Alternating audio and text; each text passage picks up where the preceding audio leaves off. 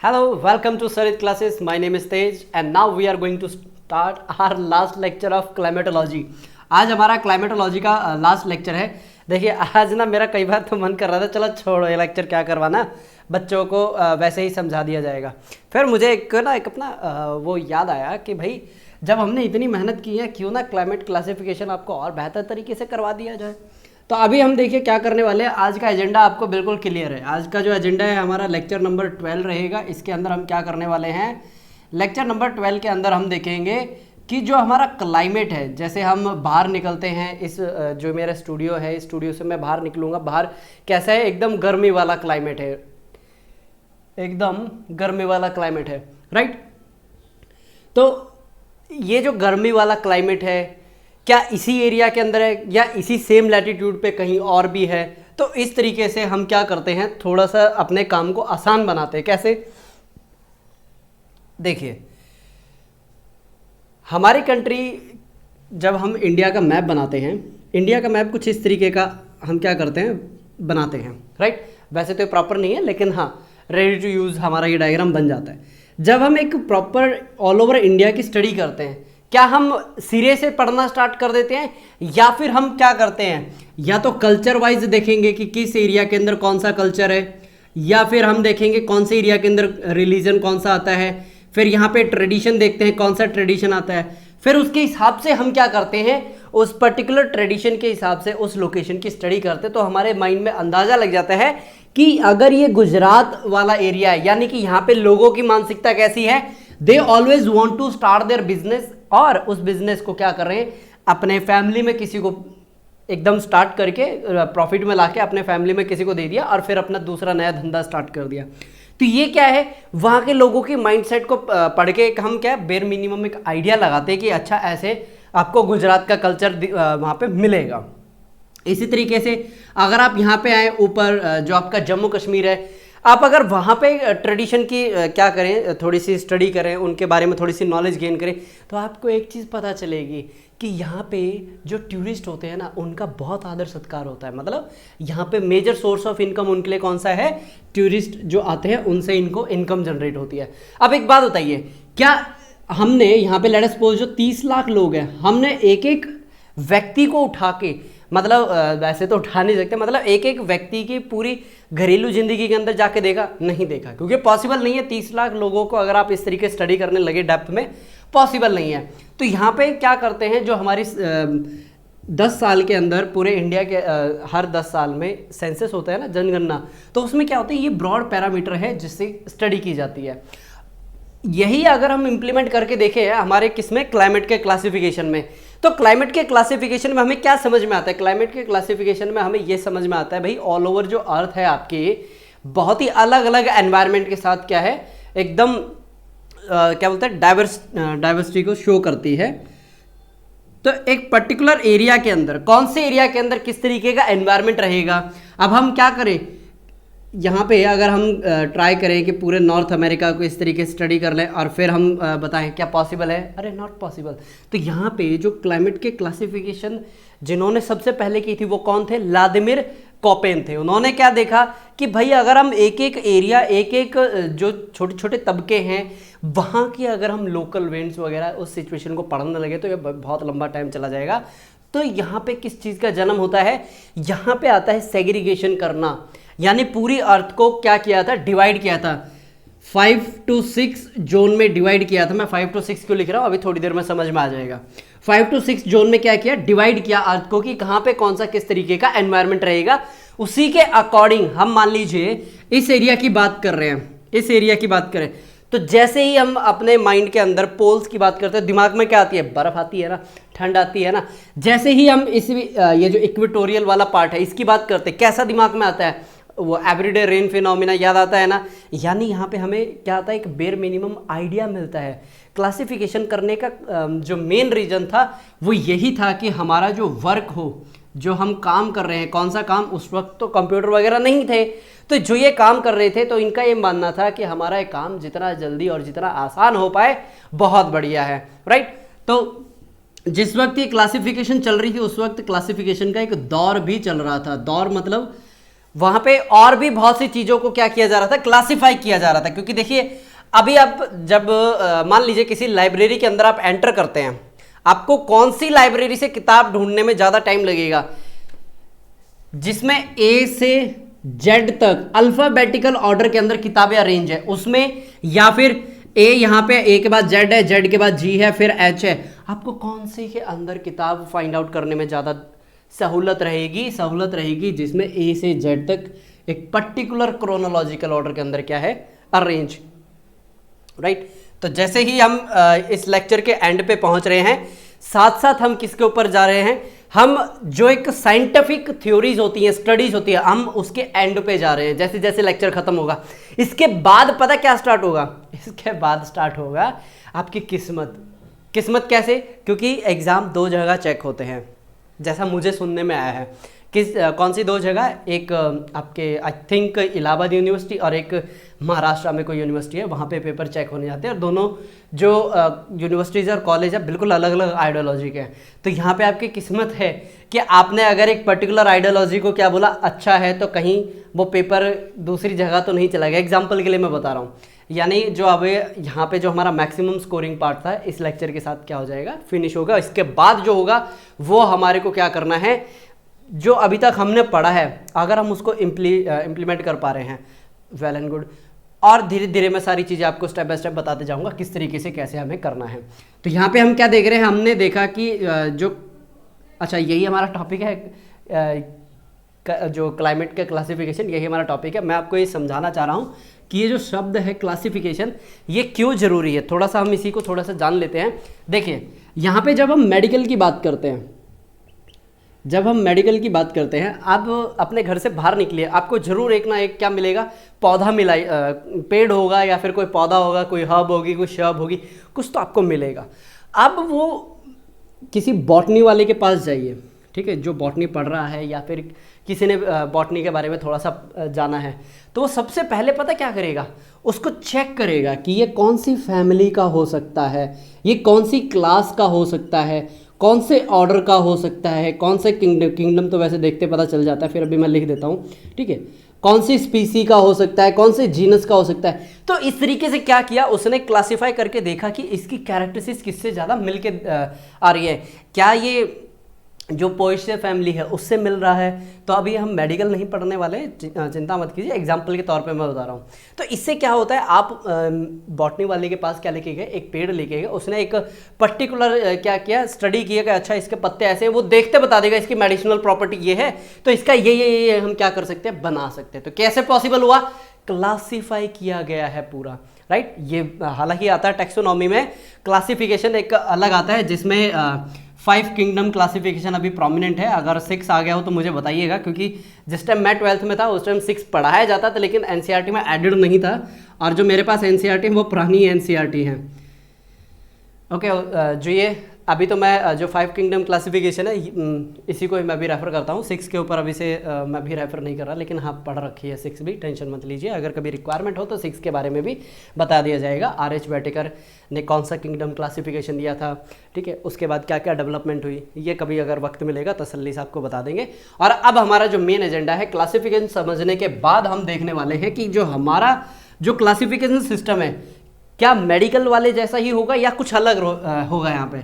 तो यहाँ पे जो हमारा क्लासिफिकेशन है वो थोड़ा सा अलग रहेगा, क्योंकि हम ये जो क्लासिफिकेशन कर रहे हैं ना, ये कर रहे हैं हम जियोग्राफी के अंदर, राइट। किसके अंदर कर रहे हैं, जियोग्राफी के अंदर। इस शब्द के ऊपर वापिस आते हैं, उससे पहले आपको मैं क्या यहाँ पे शो करना चाहता हूँ, कुछ आपको मैं यहाँ पे बताना चाहता हूँ। क्या बताना चाहता हूँ, सबसे पहले हमें ये देखना है कि ये क्लाइमेट है, ये करना क्या चाह रहा है, ये क्लाइमेट क्लासिफिकेशन करना क्या चाह रहा है, ये हमारे को एक अंडरस्टैंडिंग प्रोवाइड कर रहा है, किसके, वेदर एंड क्लाइमेट की, ठीक है। हम किसी भी चीज को क्लासिफाई क्यों करते हैं, ताकि हम समझ पाए। हमने मेडिकल में क्यों देखा, हमने मेडिकल में इसलिए देखा ताकि हम चीज़ों को अच्छे से क्या कर पाए, सेग्रीगेट कर पाए, और जो हमारे पढ़ने का टाइम है वो कम हो पाए। इसी तरीके से यहाँ पे हमने क्लासिफिकेशन क्यों किया, ताकि हम वेदर और क्लाइमेट को क्या कर पाए, समझ पाए। और इम्पैक्ट नहीं जान पाओगे भाई, इम्पैक्ट भी तो पता चलेगा। इम्पैक्ट किसके ऊपर, फिलहाल तो हम पर्टिकुलर एरिया के अंदर देखते हैं, स्पीसी वगैरह वाला फिर ज़्यादा कॉम्प्लिकेटेड हो जाएगा, उसमें नहीं जाएंगे। यहाँ तक क्लियर। अब देखिए हर जगह का वेदर और क्लाइमेट क्या होता है, सेम होता है अलग होता है? बताइए, हर जगह का जो वेदर है और क्लाइमेट है सेम होता है अलग होता है? तो यहाँ पे जब हम बात करते हैं एक पर्टिकुलर एरिया के अंदर रीजन के ऊपर क्या इंपैक्ट पड़ रहा है, तो वो अगर इतनी डिटेल में जाके आप पढ़ते हैं तो उसको क्या बोला जाता है, रीजनल क्लाइमेटोलॉजी। क्या बोला जाता है, रीजनल क्लाइमेटोलॉजी। अगर आप हिमालय के नीचे खड़े हैं और वहां पे खड़े होकर बोले ओ हो पूरी अर्थ के ऊपर क्या है, एकदम बर्फ बर्फ जमी हुई है, फिर कोई बोलेगा भाई सारा रेगिस्तान में तो आके देखो। तो ये क्या होता है, जब आप एक पर्टिकुलर एरिया के अंदर कोई स्टडी करते हैं टेम्परेचर से रिलेटेड, क्लाइमेट से रिलेटेड, तो वो क्या कहलाता है, रीजनल क्लाइमेटोलॉजी, राइट। तो अभी देखिए हमने क्या देखा, इस एक शब्द से हमने 3-4 पॉइंट्स यहाँ पे निकाल लिए हैं। यहाँ पे मैं सिर्फ कीवर्ड लिख रहा हूँ, आप अपने हिसाब से क्या करें, अपने नोट्स को डेवलप करते हुए चलें। अब देखिए जब हम क्लासिफाई करते हैं मेडिकल के अंदर या फिर हम किसी ह्यूमैनिटी वाले पार्ट के अंदर क्या करते हैं, क्लासिफाई करते हैं, तो एक डिफरेंट अप्रोच होती है। कैसे, जब हम साइंस की बात करते हैं, साइंस क्या होता है, एक कैसी स्टडी होती है, साइंस हमेशा ना वो देखती है इस स्टेप के बाद क्या आएगा, उस स्टेप के बाद क्या आएगा, यानी कि एक पूरा क्रोनोलॉजी देखती है। तो साइंस कैसी हुई, एक क्रोनोलॉजिकल स्टडी होती है, राइट। और जो आपका जो ह्यूमैनिटी हो गया, ह्यूमैनिटी कैसा होता है, वो होता है आपका कोरोलॉजी, राइट। क्या लिख रहा था मैं, ह्यूमैनिटी लिख रहा था ना, ओके। तो ह्यूमैनिटी सब्जेक्ट कैसा होता है, ह्यूमैनिटी होता है कोरोलॉजी, यानी वो स्पेस की बात करता है। स्पेस मतलब वो आसमान वाला नहीं, लोकेशन, जगह, उसकी बात करता है। अब यहाँ पे जो हमारा शब्द था ये पिक्चर में आता है। ये मैंने बोला था ना कि साइंस जो बॉटनी वाला होता है उसके जैसा ही क्लासिफिकेशन रहेगा, अलग रहेगा, अलग रहता है। क्यों, साइंस में होती है क्रोनोलॉजी, सीक्वेंस। अगर मैंने ये मान के चलिए मेरी टेस्ट ट्यूब है, इससे मैंने HCl किसी के ऊपर डाला, तो मेरा पहला स्टेप क्या था, HCl डालने का। उसके बाद जो रिएक्शन स्टार्ट हुई, पहले मिनट में क्या हुई थी, फिर दूसरे मिनट में, फिर एंड रिजल्ट क्या मिला, एक सीक्वेंस जाता है। तो ये हो गया साइंस। लेकिन अगर आप ह्यूमैनिटी की बात करें, जैसे कि आप बात करते हैं इसकी हिस्ट्री की, हिस्ट्री का आप देखते हैं कि भाई टाइम पीरियड देखते हैं, नो डाउट, लेकिन वो घटना हुई कहां पे थी, राइट, वो घटना हुई कहां पे थी, वो आ जाता है आपका कोरोलॉजी, यानी स्पेस, आपकी लोकेशन। उसमें जब आप ज्योग्राफी की बात करते हैं ना, ज्योग्राफी में ये दोनों आते हैं। ज्योग्राफी में क्या आते हैं, ये दोनों आते हैं। किस तरीके से भाई, जब आप इस तरीके से अर्थ की बात करते हैं और ITCZ जब आप बताते हैं ऊपर जा रहा है, तो एक पूरा सीक्वेंस लेके नहीं चलते। अगर ITCZ ऊपर जाएगा ही नहीं, मॉनसून इंडिया के अंदर आएगा नहीं, तो क्या हुआ, ये एक पूरा सीक्वेंस है, कॉज एंड इफेक्ट है। यहाँ पे सन अगर ऊपर शिफ्ट नहीं होगा, ITCZ कहाँ नहीं जाएगा, तिब्बत के ऊपर नहीं जाएगा। ITCZ तिब्बत के ऊपर नहीं गया, इंडिया में कभी भी मानसून नहीं आएगा। सोमाली जेट स्ट्रीम जो कि लो लाइंग होती है 1.5 किलोमीटर के आसपास की, वो कभी इंडिया की तरफ क्या नहीं होगी, अट्रैक्ट नहीं होगी। तो ये क्या हुआ, एकदम सीक्वेंस वाइज हुआ। अब बताता हूं कोरोलॉजी कैसे होता है। कोरोलॉजी मतलब यहां पे जब हम पढ़ते हैं rimland and heartland theory, tension मत लीजिए, 1-2 दिन में ये सारा निपटा देंगे हम, ठीक है। अभी देखिए ये जो आपके 3 जो टॉपिक है ना, ये वक्त लेते हैं, नो डाउट इसमें टाइम लगता है, लेकिन इसके आगे का जितना भी है ना, वो सिर्फ और सिर्फ आपको शब्द क्या है, उसका मीनिंग क्या है, उसको कैसे समझना है, उसको आंसर में कैसे लिखना है, बस इतना आपको मैं बताने वाला हूं। उसके बाद आपका काम बहुत इजी हो जाएगा, राइट।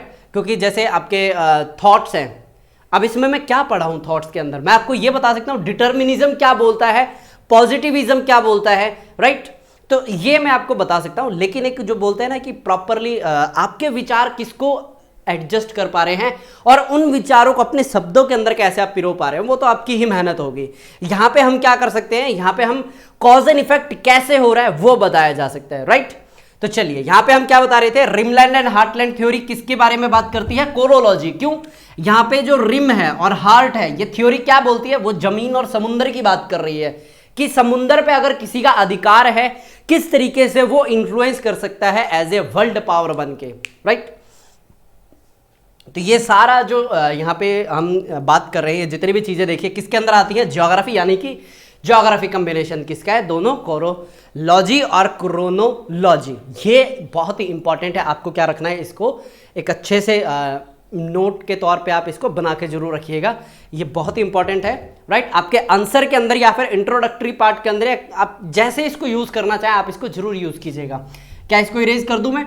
यहां से फिर हम क्या करने वाले हैं, जो क्लाइमेट का क्लासिफिकेशन किया गया था, किस बेस पे किया गया था और कितने हिस्सों में बांटा, जैसे पोइकिलियोथर्म, ये क्या होते हैं, टेंशन मत लीजिए, ये शब्द थोड़े से अटपटे होते हैं। पहली बार जब मैंने पढ़ा था मेरे को भी थोड़ा सा ना लगा कि भाई ये मैंने गलती तो नहीं की, ये क्या पढ़ रहा हूँ, इसकी सेंस यही आ रही है।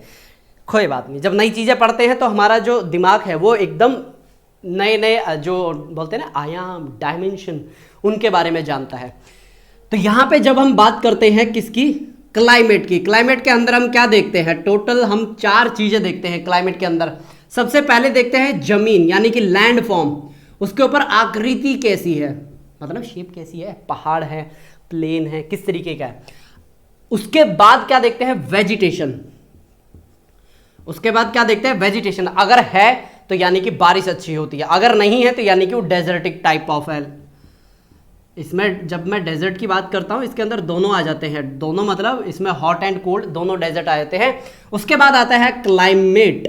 क्लाइमेट क्या आता है, अच्छा क्लाइमेट के अंदर ही बात कर रहे हैं ना। इसके बाद आती है सॉइल, इसके बाद आती है सॉइल। सॉइल मतलब मिट्टी किस तरीके की है, एसिडिक है, बेसिक है, रेड सॉइल है या फिर क्लेइश सॉइल है या फिर सैंडी सॉइल है, लूमी सॉइल है, किस तरीके की सॉइल है, ये भी डिफाइन करती है क्लाइमेट को, राइट। किस तरीके से बताता हूं, अगर क्ले सॉइल होगी उसके ऊपर बारिश हो गई 100 सेंटीमीटर की, पानी नीचे जाएगा नहीं, तो यहां पे क्या होगा, इस तरीके का एक पॉन्ड बन जाएगा। यहां से फिर क्या होगा, इवेपोरेशन होगी, अगेन यहां पे क्या होगी, बारिश होती जाएगी। जो क्ले जो सॉइल होती है उसकी वजह से पर्टिकुलर जो एनवायरनमेंट होता है वो कैसा हो जाता है, डेंस वेजिटेशन का हो जाता है। ये एक बहुत लंबा प्रोसेस होता है, ऐसा नहीं है कि आज क्लेइश हुई और इसके अंदर बारिश बनी। ये जो बोलता ना यहाँ पे मैंने बोला है कि भाई झील बन गई, उसमें से पानी उड़ के निकल गया। आप एक मान के चलो, एक तो ये डॉट और एक ये मैं पूरा ये जो ये मान के चलिए बोर्ड है, 8 फीट ऐसे लंबा है ये और 4 फीट ऐसे है। उसके सामने इसकी क्या वो है डायमेंशन परसेंटेज के हिसाब से 1% भी मेरे ख्याल से ज़्यादा ही होगी। तो ये है वो झील जिसकी मैं बात कर रहा हूँ, और ये है पूरा समुंदर। तो समुंदर से देख लीजिए पानी कितना निकलता है। तो ये एक माइक्रो लेवल के ऊपर क्या इम्पैक्ट डालती है वो उसके हिसाब से मैंने बताया। फिर उसके बाद अगर पानी नहीं है, एनिमल लाइफ बिल्कुल अलग होगी। जीरो फाइटिक कंडीशन के एनिमल्स आपको दिखेंगे, यानी कि जो उनकी जो चमड़ी होगी, ऊपर के शेल होंगे, कैसे होंगे, एकदम टफ होंगे, हार्ड होंगे, जो कि बॉडी के अंदर जो लिक्विड है उसको लूज होने से क्या करेंगे, बचाएंगे। और दूसरा, यहाँ पे जो जानवर होंगे उनका जो जहर होगा ना सबसे तगड़ा होता है। क्यों? क्योंकि उनका ये होता है कि भाई एक बार, क्योंकि खाना मिलता नहीं है, मैं यहाँ पे एग्जांपल ले रहा हूँ, जैसे स्नेक हो गए, रैटल स्नेक हो गए, वाइपर स्नेक हो गए, तो इनका जो जहर होता है ना बहुत बहुत ज़्यादा खतरनाक होता है। एक बार जब लग जाता है ना उनका, मतलब वैसे बाइट करते हैं, बहुत कम टाइम बचता है एक इंसान के पास कि वो सर्वाइव कर पाए, राइट। तो ये एक फ्लो चार्ट आप जरूर बना लीजिएगा कि जब क्लाइमेट की हम बात करते हैं कौन सी जो मेजर चीज़ें हैं, या तो आप बोल सकते हैं इन्फ्लुएंस होती हैं और या फिर इम्पैक्ट होती है, राइट, बना लीजिए। उसके बाद जब हम यहाँ पे बात करते हैं जो क्लाइमेट की क्लासिफिकेशन है, यहाँ पे हम जो क्लासिफिकेशन करना स्टार्ट कर ले। ऑलराइट, जो क्लाइमेट की क्लासिफिकेशन है वो 2 तरीके से की जाती है। किस तरीके से की जाती है? 2 तरीके से। जैसे आप मार्केट में सब्जी लेने जाते हैं, आपके पास 2 ऑप्शन होते हैं। एक तो जो वेजिटेबल जो वेंडर है उसने बोला 10 रुपये किलो आलू है, या तो आप बिना मोल भाव करके वो लेके आ जाइए, या फिर आप पूरा मोल भाव कीजिए। भाई तूने 10 का कैसे बोला, कल तो मैं 5 का लेके गया। तो क्या करेगा, चलो यार इसे छुटकारा पाते हैं, वो आपको 8 रुपये का दे देगा, यानी कि 2 रुपये का फायदा होगा। इसी तरीके से जब हम बात करते हैं किसकी, क्लाइमेट के क्लासिफिकेशन की, ये भी 2 तरीके से होता है। एक तो होता है इंपेरिकल। इंपेरिकल मतलब इसमें आप स्टैटिक्स, ऑब्जर्वेशन, सारा कुछ यहाँ पे ऐड करते हैं, यानी कि आपकी ऑब्जर्वेशन ने क्या देखा और प्लस में जो डेटा आपके पास आया है, यानी कि स्टैटिक्स जो हैं उसके अकॉर्डिंग क्या जो रिजल्ट निकल रहा है वो है यहाँ पे, ठीक है। इंपेरिकल। और दूसरा, ये इंपेरिकल समझ में आ गया ना, इसमें क्या है, स्टैटिक्स और ऑब्जर्वेशन, राइट। उसके बाद आता है जेनेटिक। नाम से ही क्लियर है, इसमें जब आप क्लासिफाई करते हैं आप उसके पीछे का पूरा cause and effect find out करते हैं कि इसके पीछे का कॉज क्या है, उसके फिर पूरी जो साइकिल बनी है उसका जेनेसिस कहां से आया है। सिंपल आप ये लिख सकते हैं, ये जेनेसिस की बात करता है। और ये किसकी बात करता है, ऑब्जर्वेशन, ऑब्जर्वेशन आपकी फील्ड में हो सकती है या फिर जब आप बुक पढ़ते हैं उसके बाद आप माइंड में पढ़ी हुई चीज़ों को क्या करते हैं, थोड़ा सा ऑब्जर्व करते हैं। अच्छा यहाँ से एक पर्सन ऐसे चला, फिर उसने देखा कि यहाँ पानी भरा हुआ, तो ये क्या है, हमने एक जगह बैठ के बुक को पढ़ के अपनी ऑब्जर्वेशन स्किल का यूज़ किया है। उसके बाद डेटा आ जाता है स्टैटिक्स, ठीक है, ये आप लिख लीजिएगा। तो ये क्या होता है, आपके क्लाइमेट क्लासिफिकेशन के 2 टाइप होते हैं जिसके अंदर हम चीज़ों का भी और थोड़ा सा इलैबोरेट करते हैं। ये पहला क्लाइमेट क्लासिफिकेशन किसने दिया था, ये जर्मन से थे, नाम था इनका भी बताया मैंने, व्लादिमीर कोपेन। हाँ जर्मन से, नाम ये थोड़ा सा कैसा लगता है, रशियन लगता है ना। ये दिया कब किया गया था, पहला क्या बता रहा हूँ मैं, क्लाइमेट क्लासिफिकेशन एकदम से ना यहाँ पे सही में बहुत ज़्यादा हीटअप हो रखी है, तो इसकी वजह से थोड़ा सा कई बार क्या है कि बोलते बोलते गला तो सूखता है, वो तो है ही। अच्छा, तो यहाँ पे मैं आपको बता रहा था फर्स्ट जो क्लाइमेट क्लासिफिकेशन है ये कब आई थी, बताइए कब आई थी, ये आई थी 1900 के अंदर। और अगर आपको थोड़ा सा रशियन इतिहास पढ़ा है या फिर पता है, 1917 के अंदर कौन, जार निकोलस, ये कौन थे, ये थे रशिया एम्पायर के राजा थे, राइट। उनको बोला जाता था जार, बोला जाता था, इसमें जेड साइलेंट है, पता नहीं किस तरीके से वो प्रोनाउंसिएशन करते थे लेकिन बोला जार ही जाता है। तो इसके अंदर जो जार निकोलस थे ये वर्ल्ड वॉर के अंदर पार्टिसिपेट कर चुके थे और जिसकी वजह से रशिया को बहुत ज़्यादा नुकसान हो रहा था। इसके बाद यहाँ पे फिर जन्म होता है जो सोवियत संगठन है ना उसका, यूएसएसआर का तो बहुत बाद में होता है। सोवियत बेसिकली क्या था, ये लेबर क्लास थी। लेबर क्लास मतलब जो वहाँ पे फैक्ट्रियाँ लगाई हुई थी, फैक्ट्रियों के अंदर 14-14 घंटे काम करवाया जाता था। तो वहाँ की लेबर हो चुकी थी एकदम फ्रस्ट्रेट कि भाई ये जार जो है हमारे लिए बिल्कुल बेकार है, इसको हटाओ। हटा दिया, पूरी फैमिली को कैप्चर किया और उनसे वादा ये किया गया था कि हम आपको कुछ नहीं करेंगे, अगर आप सरेंडर करते हो हम आपको उठा के किसी और आइलैंड पे पटक देंगे, तुम अपनी पूरी ज़िंदगी वहाँ पे निकालना। लेकिन जैसे ही रात के 12 बजे उनको एक लाइन में बिठाया गया और ये बोला कि जिसको अपनी आखिरी इच्छा बतानी है बता दो, क्या करना है। फिर बोला कि सामने की तरफ देखो और पीछे उड़ा दिया सबको। तो ये उनकी लाइफ का हुआ था अंत। तो यहाँ पे जब मैं बात करता हूँ इसकी जर्मनी की, लेकिन जब हम जर्मन वर्ल्ड हिस्ट्री की बात करेंगे ना तो आपको पता चलेगा कि ऑस्ट्रिया हंगरी किस तरीके से आपस में लड़ाई करते थे। फिर जब ऑटो वन बिस्मार्क आते हैं, किस तरीके से उन्होंने जर्मनी को क्या किया, यूनिफाई किया। बहुत बहुत यहाँ पे आपको जानने को मिलेगा। तो यहाँ पे थोड़ा सा मुझे लगा कि 1900 का जो टाइम पीरियड है इसके आगे पीछे के थोड़ा बैकग्राउंड मैं आपको प्रोवाइड करता हूँ। तो ये क्या था, इसका बैकग्राउंड था, राइट। तो इसके बाद देखिए यहाँ पे 1900 के अंदर व्लादिमीर लेनिन, अच्छा यही आप पूछ रहे थे, व्लादिमीर लेनिन नहीं, व्लादिमीर कोपेन। व्लादिमीर लेनिन तो वो थे जिन्होंने जो सोवियत है उसका संगठन बनाया था, राइट। फिर उसके बाद आते हैं जोसेफ स्टालिन।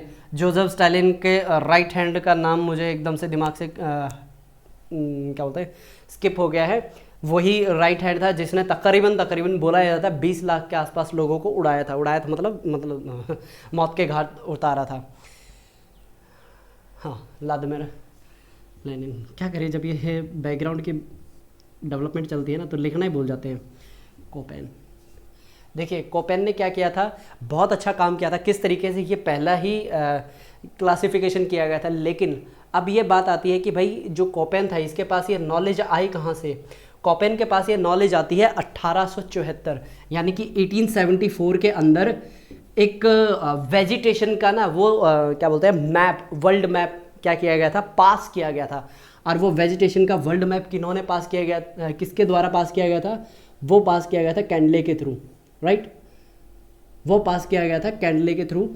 और उसके अंदर वेजिटेशन को देख के इन्होंने क्या किया, थोड़ा सा इसको मॉडिफाई कर दिया कि भाई अगर यहाँ पे desertic type of vegetation, xerophytic type of vegetation मिल रही तो यहाँ पे कैसा क्लाइमेट होगा। उन्होंने इससे क्या किया, इसको बोलते हैं रिवर्स इंजीनियरिंग।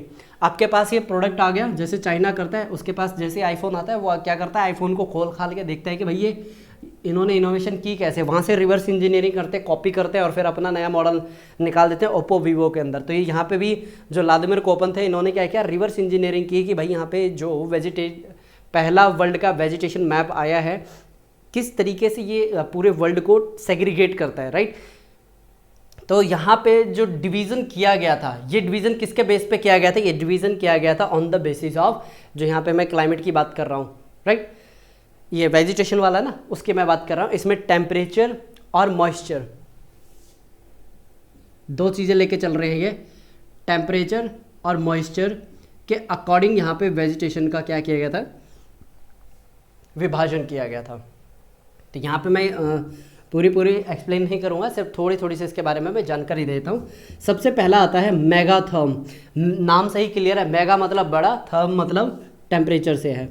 अब ये क्या डिपिक्ट करता है, क्या डिनोट करता है, अभी थोड़ी देर में मैं एक्सप्लेन करता हूँ। देखिए, जो मेगाथर्म होता है, मेगाथर्म में क्या होता है, यूनिफॉर्मली हाई टेम्परेचर होता है थ्रू आउट द ईयर। दोबारा से रिपीट कीजिए, क्या होता है, यूनिफॉर्मली हाई टेम्परेचर। साथ के साथ लिखते जाइए, स्क्रीन के ऊपर अगर आप सिर्फ देखेंगे माइट भी ये आपका मिस हो जाए। लिखिए, मेगाथर्म में क्या है, यूनिफॉर्म हाई टेम्परेचर पूरे साल। ठीक है, क्या यहाँ पे बारिश विंटर ये होगी कि नहीं होगी, यहाँ पे विंटर सीजन नहीं होता। बिल्कुल सही जवाब, क्योंकि इक्वेटर के आसपास का एरिया है। किसके आसपास का है, इक्वेटर के आसपास का एरिया है। और यहाँ पे अगर हम एवरेज टेम्परेचर की बात करें, एवरेज टेम्परेचर रहता है यहाँ पे 18 डिग्री सेल्सियस।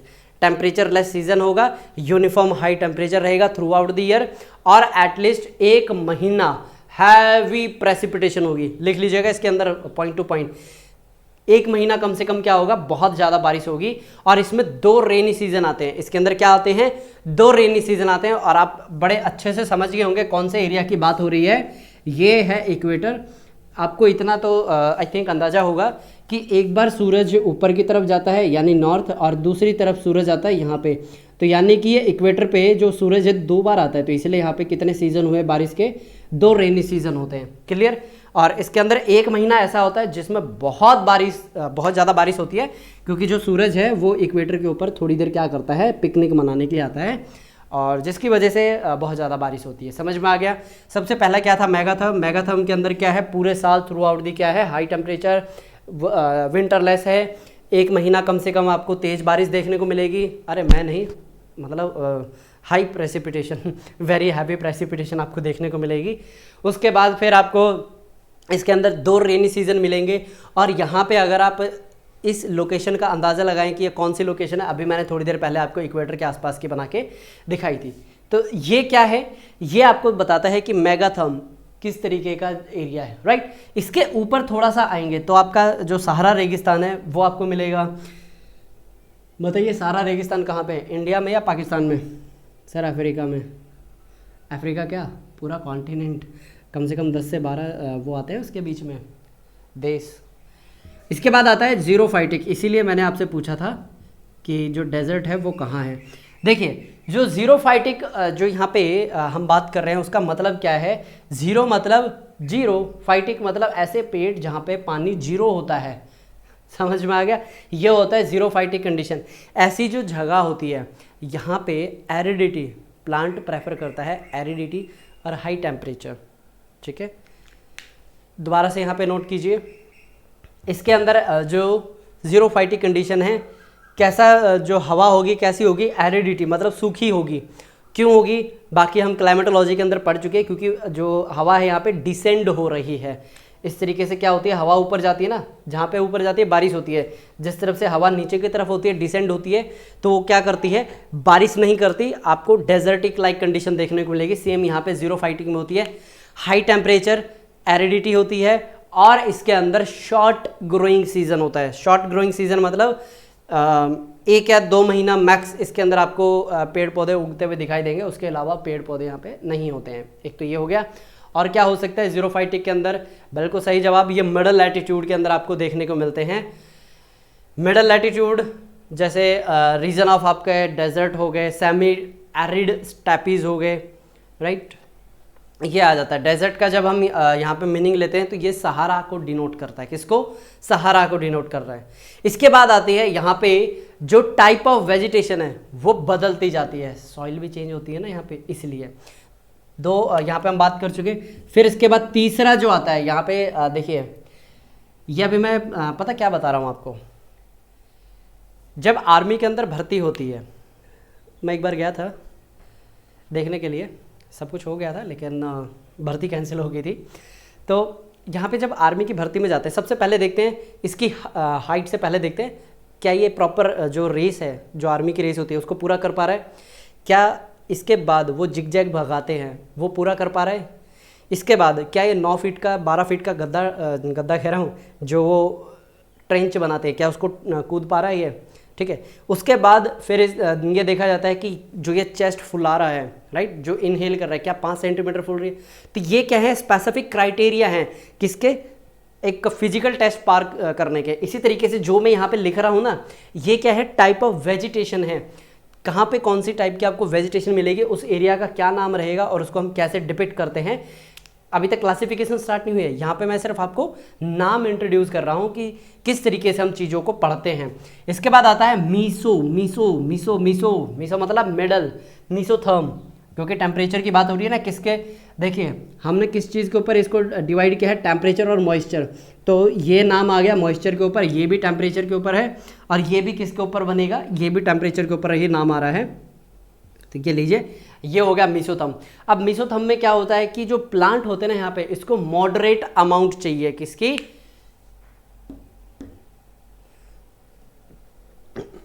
देखिए कहीं पे भी अगर आपको एक ये शब्द सुनता है ना कि मॉडरेट अमाउंट, मॉडरेट अमाउंट का मतलब क्या होता है, ना तो पानी का गिलास पूरा भरा हुआ होना चाहिए, ना पानी का गिलास बिल्कुल खाली होना चाहिए। ऊपर से थोड़ा सा 1 या 2 जो हमारी फिंगर होती है इसके नियर बाय का जो स्पेस होता है गिलास में, जब हम किसी को पानी ऑफर करते हैं तो उतना खाली होना चाहिए। तो यही होता है मॉडरेट यहाँ पे, राइट। ये मैंने सिर्फ समझाने के लिए लिया है।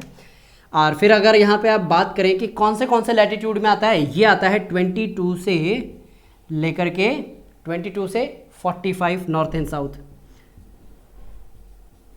बेटा इसका कोई भी वो नहीं बनता है, चार्ट वगैरह नहीं बनता है, कोई पीपीटी नहीं बनती। देखिए पीपीटी बनाऊंगा तो बहुत वक्त लगता है पीपीटी बनाने में। तो यहाँ पे मेरा जो मेन काम है, मैं आपको जो बेसिक और जो कीवर्ड्स हैं आपके एग्ज़ाम में आप जब लिख रहे हैं आंसर तो होने ही होने चाहिए, वो मैं यहाँ पे आपको लिखवा रहा हूँ ताकि आपका काम आसान हो जाए। यहाँ तक लिख लिया आपने, लोकेशन लिख ली है, फिर उसके बाद हमने देखा कि कैसी इसकी रिक्वायरमेंट है वो लिख लिया है। फिर यहाँ पे हम देख रहे हैं जो यहाँ पे पेड़ होते हैं ना, वो ड्राई सीजन के अंदर क्या करेंगे, अपने पत्ते झाड़ देते हैं। किस लिए, अगर ड्राई, देखिए पत्ते का जो काम होता है, किस तरीके से पत्ते फोटोसिंथेसिस करते हैं, कुछ इस तरीके से क्या होता है, पत्ता होता है, ये मैंने दूसरी कैटेगरी का पत्ता बना दिया। होते हैं भाई जिनके मार्जिन क्या होते हैं, बराबर नहीं होते, वो भी एक अलग कैटेगरी के होते हैं। ये होती है आपके मिड रिब, ये होती हैं फिर इसके वेन्स। तो इस तरीके से पत्ता जो उसका अपर पार्ट होता है वो क्या करता है, हीट यानी इंसुलेशन को एब्जॉर्ब करता है। और जो नीचे होता है, नीचे वाले पार्ट में क्या होता है, स्टोमेटा होता है। स्टोमेटा जैसे ही ओपन होता है उसमें से पानी रिलीज होता है, यानी कि इवेपोरेशन, इवेपो ट्रांसपरेशन बोलते हैं इसको। इसका मतलब क्या होता है, इसका मतलब ये होता है जब जो पेड़ है खाना बनाता है तो वो क्या करता है, हीट और जो इसके अंदर मॉइस्चर है वो क्या करता है, एक्सचेंज करता है। इसका इतनी डेप्थ में नहीं जाना है, बस इतना समझ लीजिए, खाना बनाते वक्त जो भी गैसेस रिलीज होती हैं, जो भी मॉइस्चर रिलीज होता है वो इवेपो ट्रांसपायरेशन के अंदर आता है। इधर ये क्लियर हो गया। अब यहाँ पे पत्ते क्यों झाड़ दिए जाते हैं, अगर पेड़ को नीचे से पानी मिल नहीं रहा, ऊपर से बारिश नहीं हो रही, तो अगर ये रहेगा तो क्या होगा, ये इवेपो ट्रांसपायरेशन कंटिन्यू चलता रहेगा, और जिसकी वजह से पेड़ के पास जो मॉइस्चर है जो इसने नीचे से पिक किया है, रिसीव किया है, वो क्या होगा, ख़त्म हो जाएगा, राइट। इसके बाद यहाँ पे टेम्परेचर कितना रहेगा, टेम्परेचर आपका ये रहता है 22 डिग्री, ये होता है सबसे गर्म, और कोल्डेस्ट मंथ में ये 18 से नीचे चला जाएगा। लिख लीजिए, टेम्परेचर आपका इसमें 18 से 22 रहता है, ये सबसे वार्मेस्ट है और ये कोल्डेस्ट है। क्लियर। इसके बाद फोर्थ ये है माइक्रोथर्म। माइक्रो मतलब नाम से ही क्लियर है, माइक्रो होता है छोटा।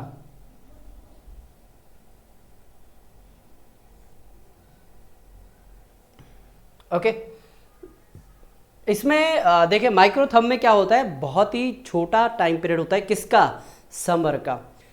कैसा, यहाँ पे लॉन्ग पीरियड होता है विंटर का। तो यहाँ की क्लाइमेटिक कंडीशन कैसी हुई, यहाँ की क्लाइमेटिक कंडीशन आपको बताती हैं कि भाई यहाँ पे ठंड बहुत ज़्यादा होती है, इसलिए यहाँ पे भी क्या होगा, शॉर्ट ग्रोइंग सीजन होगा। 2 और 4 के अंदर क्या आपको देखने को मिला है, शॉर्ट ग्रोइंग सीजन। इसके अंदर तो हॉट की वजह से, इसके अंदर कोल्ड की वजह से, ठीक है, लिख लीजिएगा। ये जो जो कीवर्ड है वो मैं बता रहा हूँ आपको। इसके बाद देखिए, अगर आप इसमें देखें सबसे जो कोल्डेस्ट मंथ का जो टेम्परेचर आप देखेंगे ना वो 6 डिग्री से भी नीचे चला जाता है। किससे? 6 डिग्री से नीचे चला जाता है। और जो इसका वार्मेस्ट मंथ होता है ना वो 10 डिग्री से लेकर के 22 डिग्री तक रहता है। ठीक है, टेम्परेचर की रेंज लिख लीजिएगा, 10 से 22 के बीच में इनका टेम्परेचर रहता है। 22 मैक्सिमम होता है।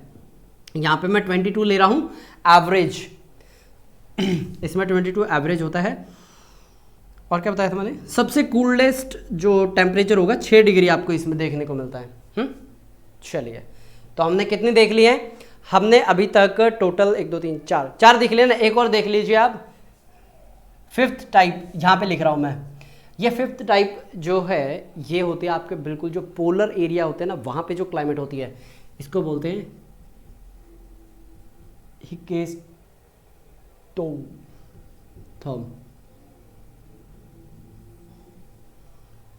ये कहाँ मिलेगा आपको? पोलर एरिया के पास मिलेगा, राइट।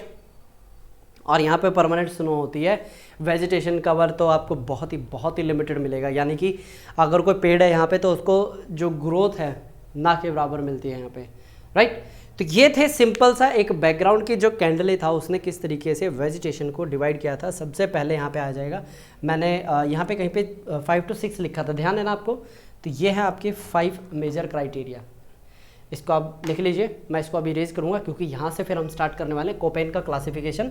और कोपेन के क्लासिफिकेशन में ज़्यादा डेप्थ में मैं नहीं जाऊँगा, जो जो मेन कीवर्ड है बस वही बता दिया जाएगा, बाकी आप अपनी बुक से करेंगे आपको बहुत अच्छे से समझ में आ जाएगा, राइट। क्योंकि इतना जो यहाँ पे मैं आपको समझा देता हूँ, बता देता हूँ, उससे काम ये होता है आपका आसान कि आपकी किताबों की जो पढ़ने की जो हैबिट है ना वो ख़त्म नहीं होगी। क्योंकि देखिए मोस्ट ऑफ, जहाँ तक मेरे को समझ में आया है, जो मेरे को पता चला है वो यही है कि जब कोई भी बच्चा कोचिंग में जाता है ना, वो कोचिंग में जाने के अलावा कभी भी कोई बुक पढ़ता नहीं है। आप जितने भी टॉपर हैं उनके बारे में पढ़ लीजिए, वो यही बोलते हैं भाई जब तक आप सेल्फ स्टडी नहीं करेंगे ना बात नहीं बनती है। क्योंकि देखिए जो कोचिंग क्लासेस है वो क्या करती हैं, सबको एक जैसा कंटेंट देती है, एक जैसे तरीके से पढ़ाया जाता है, समझाया जाता है। लेकिन किताबें क्या होती हैं, किताबों में जो लैंग्वेज लिखी है उसको एक दिमाग किस तरीके से समझ पा रहा है, वो सबसे इंपॉर्टेंट बात होती है। तो इसी के साथ हम स्टार्ट करते हैं। जो सबसे इंपॉर्टेंट पॉइंट है हमारा कोपेन का क्लासिफिकेशन, करते हैं अभी स्टार्ट इसको।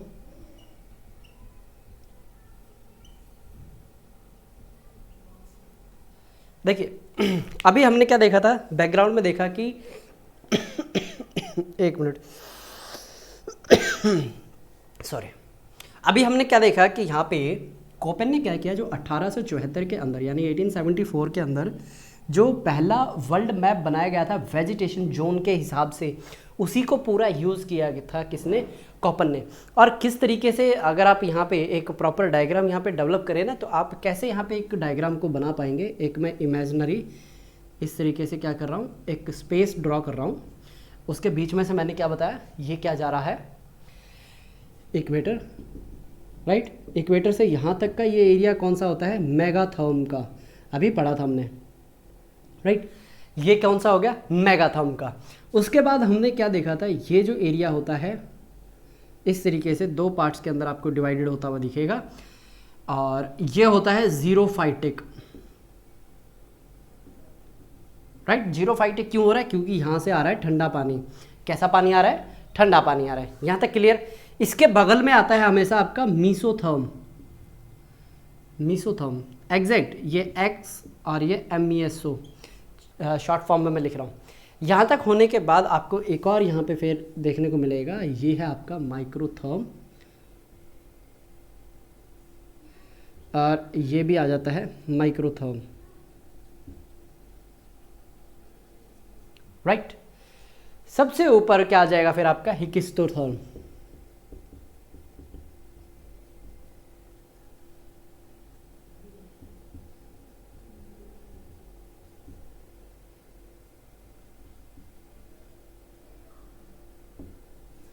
ठीक है, तो इस तरीके से क्या किया गया था, पहला जो कोपेन ने क्लासिफिकेशन किया था वेजिटेशन को, इसके अकॉर्डिंग वेजिटेशन और क्लाइमेट को डिवाइड करके एक पूरा प्रॉपर क्या किया था, मैप बनाने का प्रयास किया था, राइट। ये 0 डिग्री है यानी कि इक्वेटर है ये। अब देखिए यहाँ पे क्या हुआ, पहला क्लासिफिकेशन दे दिया, उसके बाद ये 1900 के आसपास की बात है, पहला क्लासिफिकेशन आया है। इसके बाद क्या होता है, ओवर द टाइम कुछ सवाल पूछे जाते हैं, फिर ये आंसर नहीं कर पाते तो थोड़ा सा रिवाइज करते हैं। तो कॉपन के इसके अंदर क्या होता है, पहली रिवीजन आपको देखने को मिलती है 1918 के अंदर। इसमें क्या किया गया कि जो मंथली और जो एनुअल है ना, एनुअल रेंज ऑफ टेम्परेचर, उसके ऊपर ध्यान दिया गया। मंथली और एनुअल रेंज ऑफ टेम्परेचर के ऊपर क्या किया गया, फोकस किया गया, राइट।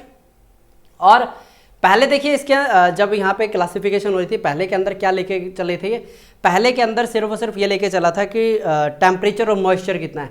अभी यहाँ पे मंथली और ये ले लिया, टेम्परेचर कितना है। इसके बाद यहाँ पे क्या लिया गया, प्रेसिपिटेशन, राइट। प्रेसिपिटेशन यहाँ पे एक क्राइटेरिया ले लिया, फिर उसके बाद सीजनल डिस्ट्रीब्यूशन कितना है और कैसे है, वो इसके अंदर क्राइटेरिया ऐड किया गया।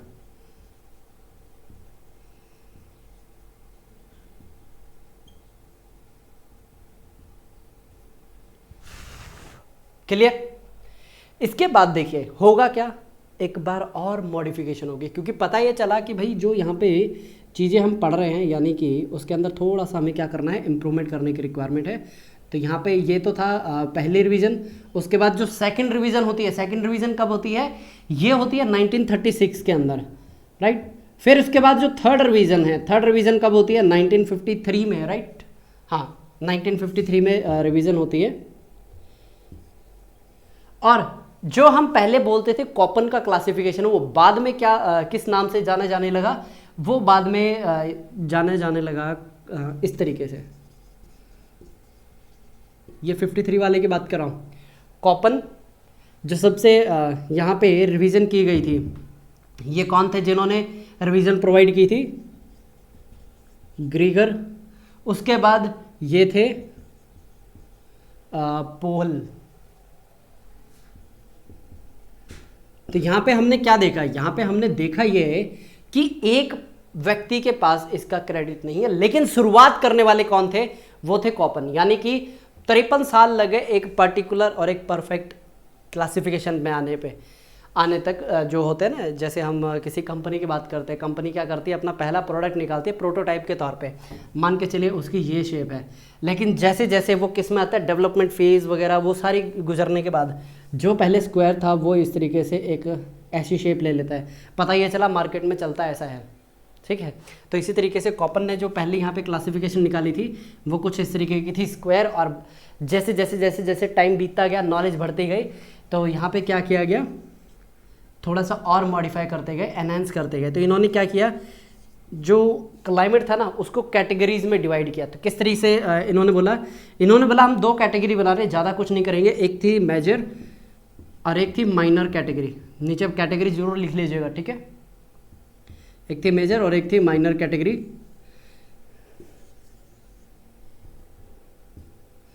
अब इन्होंने क्या किया, ये सबसे आसान काम इन्होंने किया, ए टाइप, बी, सी, डी। ये क्या है, टाइप ऑफ इन्होंने रखा, क्लाइमेट है ये 5 तरीके का।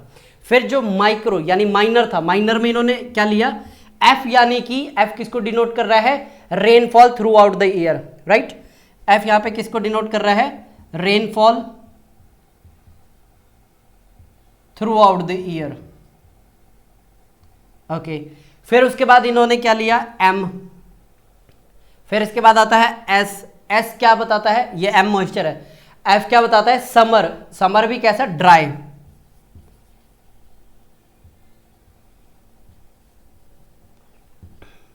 ऐसे ही फिर क्या लिया जाएगा, विंटर। विंटर भी कैसी होगी, ड्राई। क्लियर। इसके बाद क्या आएगा, एच। एच किसको डिनोट कर रहा है, डेजर्ट को।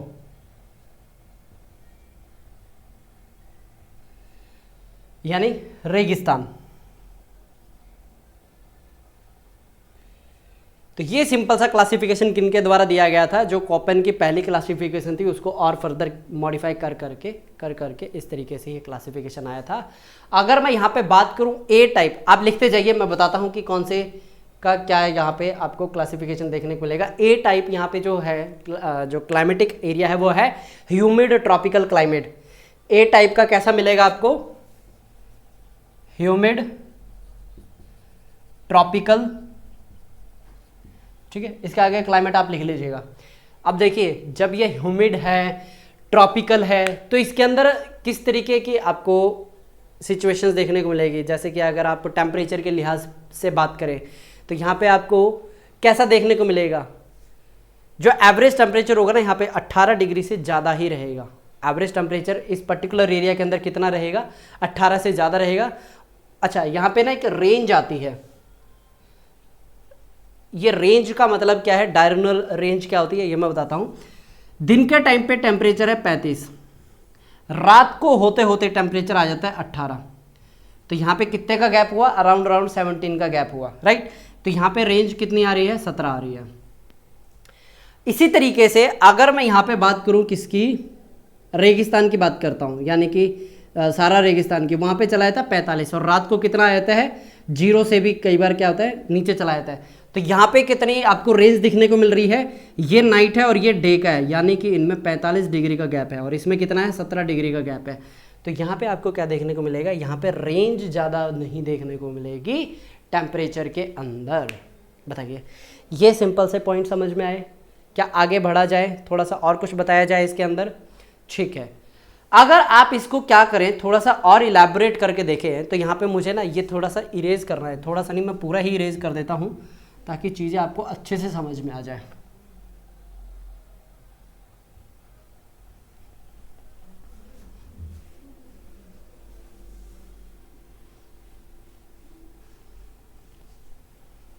ऑलराइट, अब देखिए हम करने क्या वाले हैं, हम इसको इसके साथ क्लब करेंगे तो ये क्या आ जाएगा? ये हमारी पहली टाइप। इसलिए तो मैं बता रहा हूँ क्लाइमेट क्लासिफिकेशन इतनी सिंपल नहीं है जितनी लगती है। तो ये किस तरीका हो जाएगा? ये आता है आपका इक्वेटोरियल। कैसा होगा? इक्वेटोरियल। और इक्वेटर यानी इक्वेटोरियल पे हमें पता ही है किस तरीके की होती है वेजिटेशन। बताइए बताइए किस तरीके की होती है? अरे भाई यहाँ पे जो मंथ है बहुत ज़्यादा ड्राई होता है, ठीक है। जैसे बारिश की मैं बात करूँ तो बारिश कैसी होती है यहाँ पे? 6 सेंटीमीटर से ज़्यादा मंथ के अंदर। अच्छा, और यहाँ पे जिसके क्या जो बारिश है एक बार ही होती है या थ्रू आउट द ईयर होगी? बारिश यहाँ पे मोर और लेस क्या होती है? Through out the year same होती है, राइट। तो इसी तरीके से यहाँ पे ये हो गया। अच्छा, क्या मैं एक मिनट, थोड़ा सा 1 मिनट का टाइम दीजिए आप मेरे को।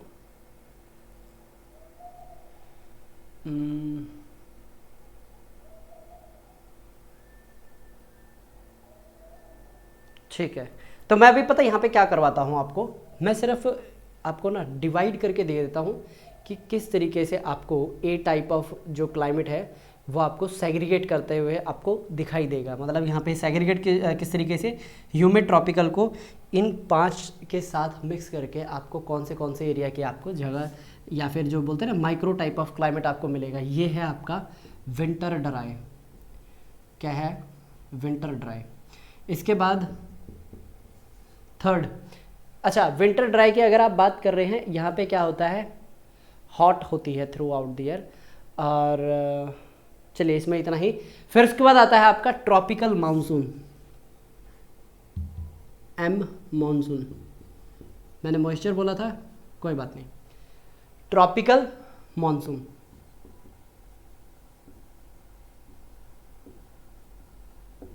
मानसून में भी तो मॉइस्चर होती है भाई। फोर्थ, ये वाला आपका इक्वेटोरियल है, राइट। अगर हम इसको कंबाइन करके देखते हैं, इसको कंबाइन करके देखते हैं तो हमें कोई और यहाँ पे क्या देखने को मिला है? एम से ट्रॉपिकल मानसून आ गया।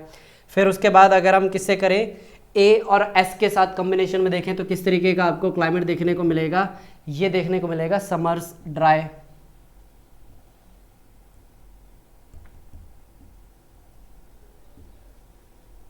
राइट, तो इस तरीके से क्या है, ये पूरा आपको क्लासिफाई मीन्स जो क्लासिफिकेशन है वो आपको दिखाई देगा।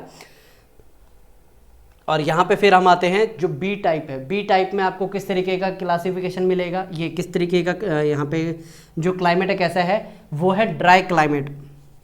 ये तो है आपका ह्यूमिड ट्रॉपिकल, इसके अंदर आ जाएगा आपका ड्राई क्लाइमेट। बुक के अंदर आपको बहुत ही सिंपल लैंग्वेज में दे रखा है कि फिर उसके बाद आप इन सारी कैटेगरीज के साथ क्या करेंगे, इसको कंबाइन करके देखेंगे कि कौन से आपको तरीके के एनवायरनमेंट मिलते हैं। जैसे अगर आप BW के साथ करके देखेंगे कैसा आएगा, ड्राई डेजर्ट आएगा। BS के साथ यानी कि आपने क्या किया, BW के साथ करके देखा तो ड्राई डेजर्ट आया। फिर उसके बाद इसको आपने किसके साथ करके देखा, इसको आपने S के साथ कंबाइन करके देखा तो कैसी आई है, यहाँ पे आपको लोकेशन सेमी डेजर्ट की लोकेशन आपको मिलती है। फिर इसके बाद अगर यहाँ पे आप देखें सी टाइप ऑफ जो क्लासिफिकेशन है, इस जो सी टाइप ऑफ क्लासिफिकेशन कैसी है, वार्म टेम्परेट क्लाइमेट है।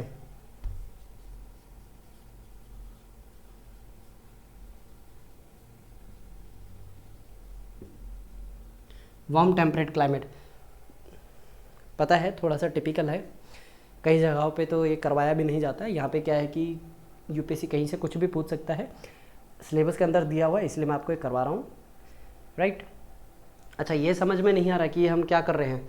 देखिए, जब आप एक किताब देखते हैं, किताब परचेज करते हैं, आप सबसे पहले उसका जो फ्रंट कवर है उससे ज़्यादा अट्रैक्टिव होते हैं, या फिर जो उसके जो फ्रंट कवर है उसके अंदर बहुत सी चीज़ें लिखी हैं उससे ज़्यादा अट्रैक्टिव होते हैं। जैसे कि अभी मेरे पास ये किताब है एवोल्यूशन ऑफ ज्योग्राफिकल थॉट, ये वाली जो मेरे पास बुक है। अब देखिए, मैं जब इसको देख रहा हूँ, ये क्या है, इसका है फ्रंट पेज कवर है। इसी तरीके से जब मैं यहाँ पे किसकी बात कर रहा हूँ, क्लाइमेट की बात कर रहा हूँ, ये है फ्रंट पेज। क्या है, फ्रंट पेज। उसके बाद जब मैं इसको ऐसे ओपन करके देखता हूँ, पढ़ता हूँ, तो यहाँ पे मुझे क्या मिलते हैं, इसके डिटेलिंग मिलती है। इसी तरीके से अब मैं अगर यहाँ पे ह्यूमिड ट्रॉपिकल एरिया की बात करता हूँ, उसके अंदर कोई मुझे माइनर एरिया मिलता है जो कैसा है, rainfall through out the year. तो अगर मैं यहाँ पे देखता हूँ इनके साथ कंबाइन करके कैसी आपको लोकेशन मिलती है, तो यही सारी चीज़ें मैं क्या कर रहा हूँ, आपको यहाँ पे समझाने का प्रयास कर रहा हूँ। टेंशन मत लीजिए, 1 से 2 बार पढ़ेंगे, चीज़ें आपके बोलते हैं ना कि एकदम काबू में आ जाएंगे। अच्छा, यहाँ पे थोड़ा सा फिर मैं आपको करके दिखा देता हूँ किस तरीके से आप ये बनाएंगे। अभी हम किसकी बात कर रहे हैं, सी की बात कर रहे हैं ना, तो इसको हम करके देखते हैं कंबाइन, CF के साथ कंबाइन करके देखते हैं। इसमें क्या आपको देखने को मिल रहा है, जहाँ पे भी F आता है तो क्या होता है, थ्रू आउट दी ईयर क्या होगा, प्रेसिपिटेशन होगा, राइट। फिर इसी तरीके से हम इसको CW के साथ करके देखते हैं।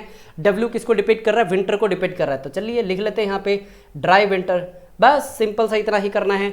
बस ये आपको याद होना चाहिए, H किसको बता रहा है, W किसको बता रहा है, M किसको बता रहा है। उसके बाद चीज़ें हो जाती हैं आपकी बहुत ही आसान। तो हमने कौन से देख लिए मेजर, यहाँ पे ह्यूमिड देख लिया, ड्राई देख लिया, क्लाइमेट देख लिया, मतलब ह्यूमिड, ड्राई और वार्म। इसके बाद देखिए जो D टाइप है वो कैसा है, ये है आपका ह्यूमिड माइक्रोथर्मल टाइप ऑफ क्लाइमेट है। ह्यूमिड है नो डाउट, लेकिन कैसा है, माइक्रोथर्मल। याद कीजिए, पन्ने पलटाइए, आपने माइक्रोथर्मल के बारे में क्या लिखा है। माइक्रोथर्मल के बारे में आपने ये लिखा है कि यहाँ पे जो टेम्परेचर है वो क्या रहता है, कम रहता है, यानी कि -3 के आसपास यहाँ पे कोल्डेस्ट टेम्परेचर आपको देखने को मिलता है। समर क्या होती है, शॉर्ट होती है, सिंपल, राइट। सेम अगर यहाँ पे हम क्या करें, D को F के साथ करके देखते हैं, थोड़े से और माइक्रो पे जाते हैं, वही पूरे साल बारिश होगी। DW के साथ करके देखेंगे, ड्राई विंटर रहेगा, राइट। इसके बाद हमारा क्या बचाता है, E टाइप ऑफ। जो E टाइप है वो किस तरीके का क्लाइमेट होगा, बिल्कुल सिंपल है, ये पोल वाला क्लाइमेट होता है, इसको बोलते हैं पोलर क्लाइमेट। क्या बोला जाता है, पोलर टाइप ऑफ क्लाइमेट। और यहाँ पे सबसे गर्म जो महीना होता है उसका जो टेम्परेचर होता है 10 डिग्री आपको मिलेगा। कितना, 10 डिग्री आपको सबसे गर्म। अच्छा, यहाँ पे ठीक है, ये आप इतना लिख लीजिए। फिर इसके बाद अगर एक यहाँ पे ना न्यू यहाँ पे आता है ET मतलब ये सिर्फ यहीं पे मिलेगा, तो इसलिए मैं लिखवा रहा हूँ आपको, लिखवा देता हूँ आपको। ये है टुंड्रा टाइप ऑफ क्लाइमेट। कैसा है, टुंड्रा टाइप ऑफ क्लाइमेट।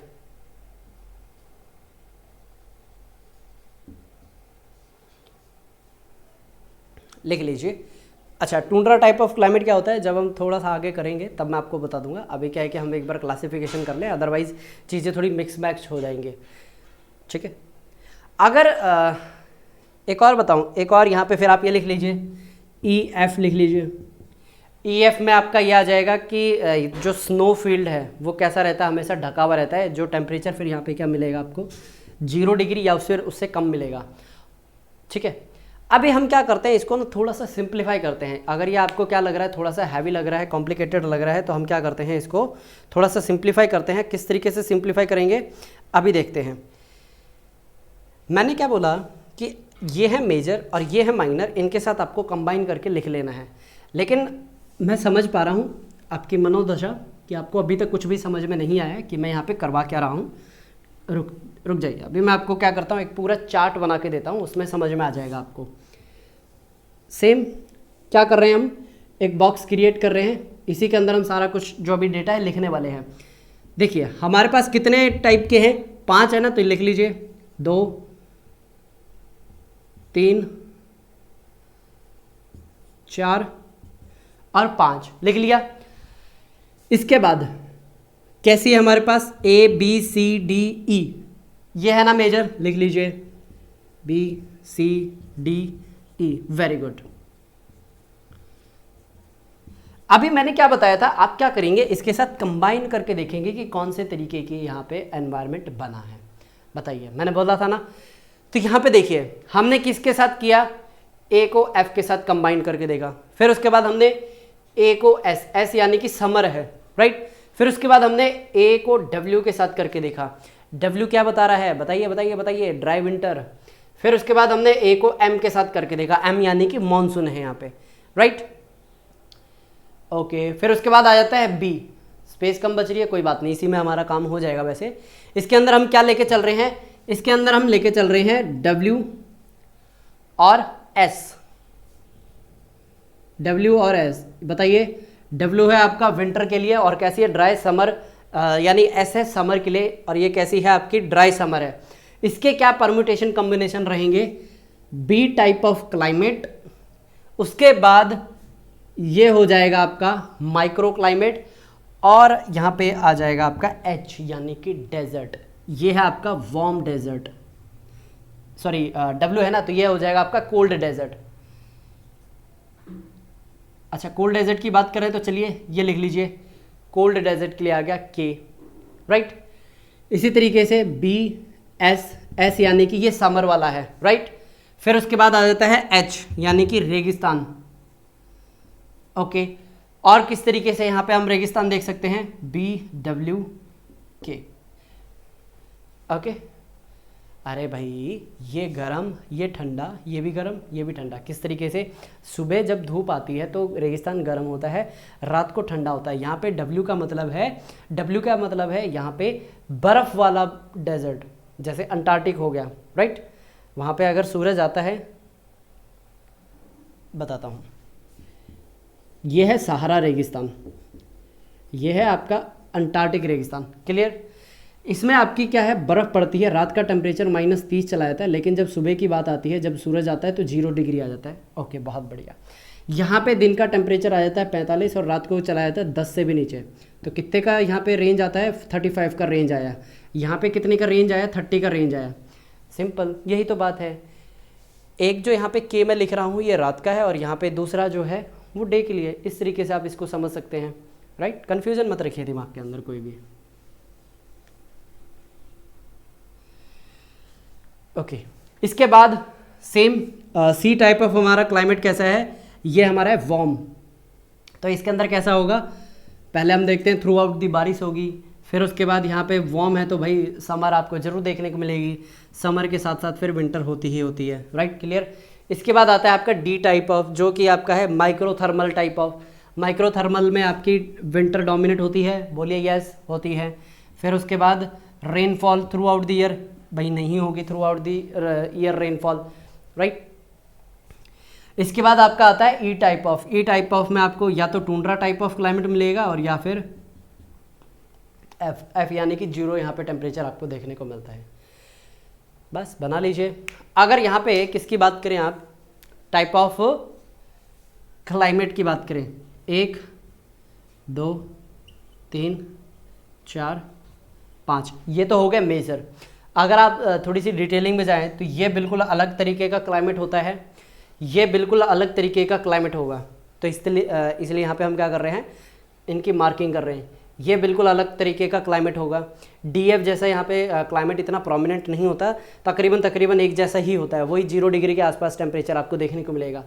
यहाँ पे ये बिल्कुल डिफरेंट मिलता है, यानी कि समर, राइट, विंटर होती है, विंटर में इतना ज़्यादा टेम्परेचर का फ़र्क पड़ता नहीं है। इसके बाद ये हो जाता है आपका 10, ये हो जाता है 11, और कोई बचा है यहाँ पे बताइए, ये, हाँ, ये बिल्कुल डिफरेंट क्लाइमेट होता है यहाँ पे। तो इस तरीके से आप जो यहाँ पे कॉपन्स की क्लाइमेट क्लासिफिकेशन है देखते हैं, थोड़ा सा है टिपिकल, लेकिन अभी एक बार आपने यहाँ पे देख लिया है कि किस तरीके से CFCS, ये आपको समझ में आ गया, बहुत बढ़िया। इसके आगे के जो है ना वो इनके डैडी के बिग डैडी हैं। यहाँ पे 5 में इतनी कन्फ्यूजन हो रही है, जब 126 टाइप ऑफ यहाँ पे लिखे जाते हैं तो ये बोर्ड छोटा पड़ जाता है, तो इसलिए मैं वो 126 वाला करवाता ही नहीं हूँ कभी भी। हाँ, मैंने करवाया है, एक बार करवाया, लेकिन उसमें क्या है, डिजिटल बोर्ड था, लिखने में मेरे को कोई तंगी नहीं हो रही थी, शीट को ऐसे ऐसे ऐसे स्प्रेड करता जा रहा था, काम बन गया था हमारा, राइट। तो ये सिंपल सा क्या है, एक क्लासिफिकेशन है। यहाँ पे मैं क्या कर रहा हूँ, एक ओवरव्यू प्रोवाइड कर रहा हूँ, जो थॉर्नवाइट का क्लासिफिकेशन है ना, उसके बारे में मैं एक बस थोड़ा सा ओवरव्यू दे रहा हूँ, मैं डिटेल में नहीं जाने वाला, बस लेक्चर अभी मैं कर रहा हूँ इसको फिनिश, राइट, क्योंकि यहाँ पे हीट बहुत ज़्यादा बढ़ चुकी है। ओके,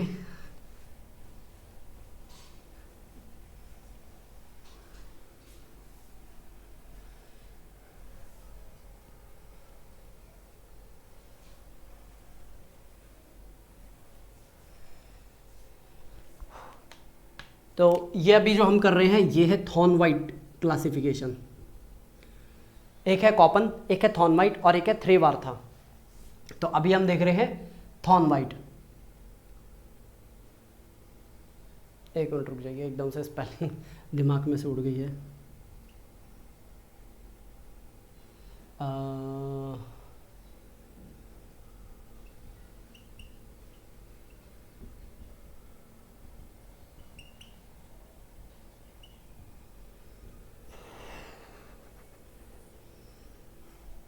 स्पेलिंग सही है, टेंशन मत लो। थॉर्नवाइट्स क्लासिफिकेशन देख रहे हैं, जो उसके द्वारा दिया गया क्लासिफिकेशन है। इसमें देखिए जो थॉर्नवाइट का क्लासिफिकेशन था थोड़ा सा कॉम्प्लेक्स है, और किसके ऊपर बेस है, ये एम्पेरिकल टाइप ऑफ, एम्पेरिकल समझ में आ गया कैसा है इसका, कॉम्प्लेक्स और एम्पेरिकल टाइप है। एम्पेरिकल मतलब कि बिल्कुल सही जवाब दिया, स्टैटिक्स और ऑब्जर्वेशन के ऊपर जो कंप्लीटली क्या है, डिपेंड करता है। एक मिनट रुकिए भाई, ओ माय गॉड, 1 घंटा हो गया लेक्चर करते करते। मैं सोच रहा था इसको आधे घंटे का करवाऊंगा, और तरीके डबल लेक्चर चला गया। चलिए कोई बात नहीं। तो यहाँ पे हम क्या देख रहे थे, complex and empirical type of होता है ये। और क्या बताना था मेरे को, हाँ, इसके अंदर देखिए कॉम्प्लेक्स हो गया, एम्पेरिकल हो गया, और इसको जब हम क्या करते हैं, इसके क्लासिफिकेशन देखते हैं, तो इसमें हमें 2 तरीके के अलग से क्लासिफिकेशन मिलते हैं। एक तो इसमें क्लासिफिकेशन आता है 1931 वाला क्लासिफिकेशन, राइट, और एक आता है इसके लेटर ऑन क्लासिफिकेशन किया गया था, वो मैं अभी बात करता हूँ। तो यहाँ पे अगर आप बात करें कि जो 1931 वाला क्लासिफिकेशन था, इसके अंदर था क्या बेसिकली, ये नॉर्थ अमेरिका जो है, देखिए यहाँ पे बात चल रही है 1930s की बात चल रही है, यानी कि जो वर्ल्ड वॉर 1 है ना वो ख़त्म हुआ है। तो अभी पूरे वर्ल्ड के अंदर क्या चल रही है, एक सेग्रीगेशन चल रही है कि भाई कौन कितना ज़्यादा सुप्रीम है। तो यहाँ पे जो पहले वाला क्लासिफिकेशन किसके द्वारा दिया गया, वो दिया गया है जर्मन के जो निवासी हैं जिनका नाम है कॉपेन, उनके थ्रू दिया गया है ये।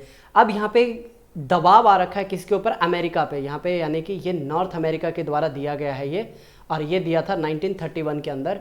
ये बेसिकली क्या था, जो कॉपेन के द्वारा दिया गया क्लासिफिकेशन था, उसमें ये चाहते थे कि अमेरिका का भी एक ठप्पा लगे इसके अंदर, राइट। तो यहाँ पे जल्दबाजी में क्या दिया था, यहाँ पे जल्दबाजी तो मैं नहीं बोल सकता, यह है कि ये क्लासिफिकेशन बस दे दिया था, उसके बाद इसको फिर दोबारा कॉपेन की तरह इसने भी रिवाइज किया 1948 के अंदर, इसको दोबारा से लेके आए। तो ये है, एक था 1931 का क्लासिफिकेशन और एक था 1948 का क्लासिफिकेशन। तो यहाँ पे 1931 के क्लासिफिकेशन में ऐसा क्या बोला था, सबसे पहला पॉइंट इसमें बिल्कुल कॉपेन की तरह क्या बोला, क्या किया गया था, जो नेचुरल वेजिटेशन है ना उसको क्या यूज़ किया गया था एज ए इंडिकेटर।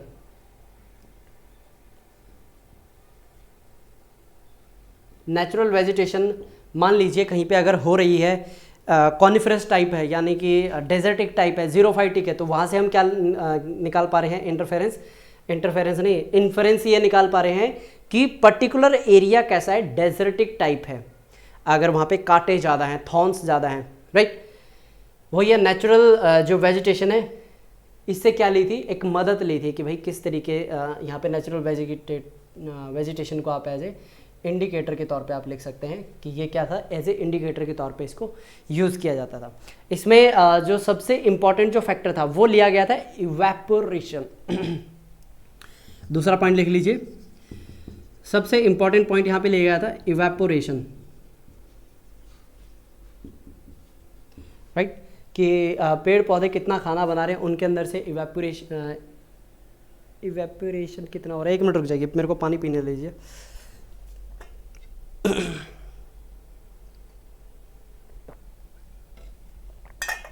ओके, इसके बाद यहाँ पे थॉर्नवाइट ने क्या किया, दो फैक्टर्स का इसमें सबसे प्रोमिनेंट यूज किया। अब ये दो फैक्टर कौन से थे, सबसे पहला मैं ए बी करके लिख रहा हूँ यहाँ पे, जो दो फैक्टर थॉर्नवाइट के द्वारा यूज किए गए थे। सबसे पहला था प्रेसिपिटेशन इफेक्टिवनेस। क्या होता है अभी बताता हूँ।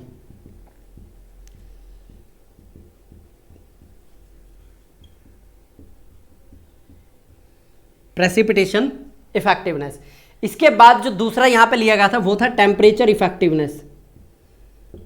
अभी इनको क्या करते हैं, थोड़ा सा इलाबोरेट करते हैं, ज़्यादा इसमें समझने वाली और कोई बात नहीं है। सबसे पहले देखिए जो प्रेसिपिटेशन हो रही है, एक तो यहाँ पे पॉइंट होता है बारिश होना, 100 ml बारिश होगी, वेल एंड गुड, लेकिन पेड़ के लिए कितना बचा, वो है इफेक्टिव प्रेसिपिटेशन, राइट। 100 ml बारिश हुई और पेड़ के लिए बचा 1, तो ऑब्वियस ही बात है किस तरीके का होगा, डेजर्टिक टाइप ऑफ आपको वेजिटेशन देखने को मिलेगी। इसी तरीके से टेम्परेचर इफेक्टिवनेस की अगर मैं बात करूं, इसके लिए तो क्या किया था, एक इंडेक्स निकाल दिया था इस तरीके से। अगर आप देखें P/E इंडेक्स, इसके अंदर कुछ इस तरीके से वैल्यू आपको दी जाती थी, सिग्मा यानी समेशन आप बोल सकते हैं। ये था आपका I जिसमें होता था 1, ठीक है, सिग्मा समेशन I जिसमें होता था 1। यहाँ पे इसके बाद लिया जाता था 11.5, कहाँ से आया ये मत पूछिए, अदरवाइज़ समय बहुत लगेगा और एग्ज़ाम में आता भी नहीं है, मतलब पूछा भी नहीं जाता ये कि 11.5। बस ये है, आप फॉर्मूला लिख देंगे, बहुत आपको बढ़िया रिजल्ट मिलेगा। ये है आपका प्रेसिपिटेशन और इवेपोरेशन का जो यहाँ पे क्या बोलते हैं रिलेशनशिप है, वो है इंडेक्स है ये। इसके अंदर देखिए और क्या था इसके अंदर, 10/9 है, राइट, 10/9। ये एक फॉर्मूला यहाँ पे निकाल के दिया गया था। अभी से तो क्या भाई कॉम्प्लेक्सिटी चालू कहाँ हुई है, ठीक है।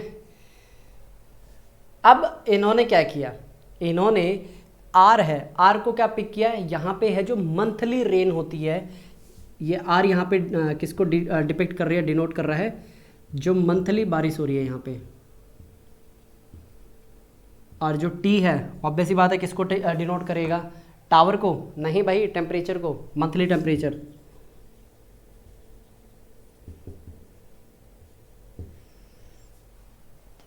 लिख लीजिए।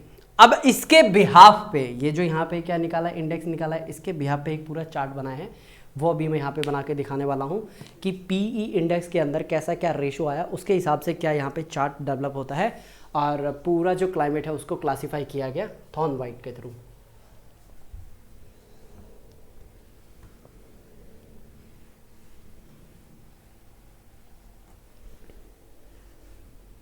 तीन कॉलम बनाने हैं, राइट।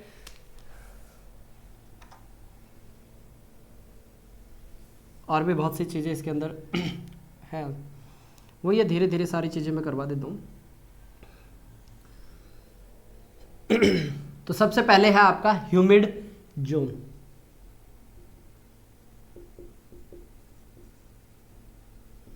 ऑलराइट, इसके बाद आती है वेजिटेशन। वेजिटेशन के बाद आती है पीई इंडेक्स। वेजिटेशन होगा, पीई इंडेक्स हो गया। फिर इसके बाद देखिए जो ए है, ए किसको डिनोट कर रहा है यहाँ पे, वेट को, ठीक है। चलिए इसके बाद आता है आपका बी टाइप, ये किसको डिनोट कर रहा है, बी आपका डिनोट कर रहा है ह्यूमिड को, ए बी। फिर उसके बाद आता है सी, सी किसको डिनोट कर रहा है, सेमी ह्यूमिड को,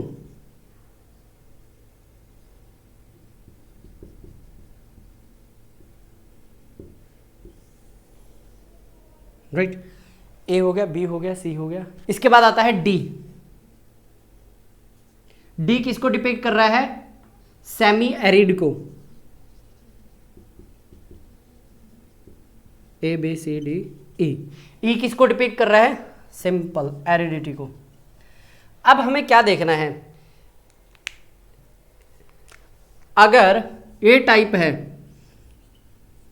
या बी हो गया, सी हो गया, डी हो गया, तो इसके अंदर वेजिटेशन कैसी मिलेगी, ये थोड़ा सा आप यहाँ पे ध्यान दीजिए। अगर बारिश हो रही है तो किस तरीके की वेजिटेशन है, ये है रेन फॉरेस्ट, कैसी है, रेन फॉरेस्ट। उसके बाद आता है ह्यूमिड, ह्यूमिड कैसा होगा आपका, फॉरेस्ट, ओके। फिर उसके बाद आता है सेमी ह्यूमिड, सेमी ह्यूमिड का मतलब ये ग्रासलैंड आपको मिलेगा। उसके बाद आता है सेमी ह्यूमिड हो गया। सेमी एरिड में आता है आपका स्टेपिस टाइप ऑफ, स्टेपिस मतलब यहाँ पे आपको घास मिलेंगी लेकिन सूखी घास होती है, एक तो होती है सॉफ्ट और एक होती है हार्ड, ये थोड़ी हार्ड टाइप ऑफ ग्रास आपको मिलेंगी। ऊंची ऊंची जो होती है ना घासें, काफ़ी ऊंची होती हैं। उसके बाद एरिड में आते हैं आपके डेजर्ट आते हैं, राइट। तो अब बात यहाँ पे आते हैं कि भाई जो पीई इंडेक्स है वो कितना आता है यहाँ पे। अगर रेन फॉरेस्ट है उसके लिए आता है 127, राइट, रेन फॉरेस्ट के लिए 127। उसके बाद है 64 से 127, राइट। इसके बाद आता है ये कौन सा हो गया, सेमी ह्यूमिड के लिए 32 से 64, 32 से 64। इसके बाद आता है 16 से 31,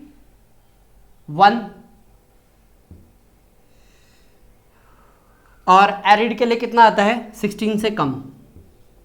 तो ये है पीई इंडेक्स। और इसके मैं देसी वर्ड आ रहा है मेरे दिमाग में, इसके सहारे ही नहीं, थोड़ा सा इसी के थ्रू फिर क्या किया गया, पूरा जो यहाँ पे क्लासिफिकेशन है उसको ड्राइव आउट किया गया। और ये तो था बिल्कुल सिंपल सा। यहाँ से फिर क्या होती है, कॉम्प्लेक्सिटी स्टार्ट होती है। किस तरीके से, यहाँ पे फिर क्या किया गया, ये तो था मेजर पार्ट, यहाँ से फिर हुई है सब डिवीज़न, राइट। क्या हुई है, सब डिवीज़न। और ये सब डिवीज़न कितनी हुई है, 20 सब डिवीज़न हुई है। यहाँ पे कितनी हुई है, 20 सब डिवीज़न हुई है। जैसे कि आपका आता है इसमें स्मॉल आर, फिर आता है स्मॉल डी, फिर आता है स्मॉल एस, फिर आता है स्मॉल डब्ल्यू। तो इस तरीके से ये तो हैं सब डिवीज़न के बिल्कुल पहले वाले हिस्से है, राइट। तो ये जो आर है वो बता रहा है एडिक्वेट रेन हो रही है, ठीक है। यहाँ पे मैं एडी लिख रहा हूँ, एडी का मतलब है एडिक्वेट रेन हो रही है। फिर उसके बाद जो डी है वो क्या बता रहा है, ये है रेन डेफिसिट, यानी कि बारिश हो रही है लेकिन वो कम बारिश हो रही है। ऑल राइट, यहाँ पे हमने देखा बारिश हो रही है, ठीक है। एक में बोला कि बारिश थोड़ी सी कम हो रही है सारे सीजन में, ये सारा ऑल सीजन की है, ये ऑल सीजन है ये, राइट। ये भी ऑल सीजन है, ये भी ऑल सीजन। फिर उसके बाद यहाँ पे समर की बात करूँ, समर में क्या है, डेफिसिट है रेन। जैसे कि इस बार मेरे को लग ही रहा है कि बारिश होगी नहीं, क्योंकि आज का जो मैंने अखबार देखा है उसमें भाई पूरे दूर दूर तक मैप के अंदर जो द हिंदू का आता है ना, उसमें कहीं पे भी बादल है ही नहीं, मॉनसून की कोई भी आम है ही नहीं। इंडिया के जो नदन वाला पार्ट है ना बिल्कुल साफ है। और फिर इसके बाद ये है समर में, ये समर मानसून है ये, अरे समर मानसून याद आ रहा है बार बार, समर सीजन है ये, ठीक है। इसके बाद ये जो डब्ल्यू है आपका डेफिसिट रेन, किसमें, विंटर में। तो अब इसको पता किस तरीके से बनाते हैं, ये एक और चार्ट मिलेगा इसके अंदर, इस तरीके से हम बनाते हैं इसको।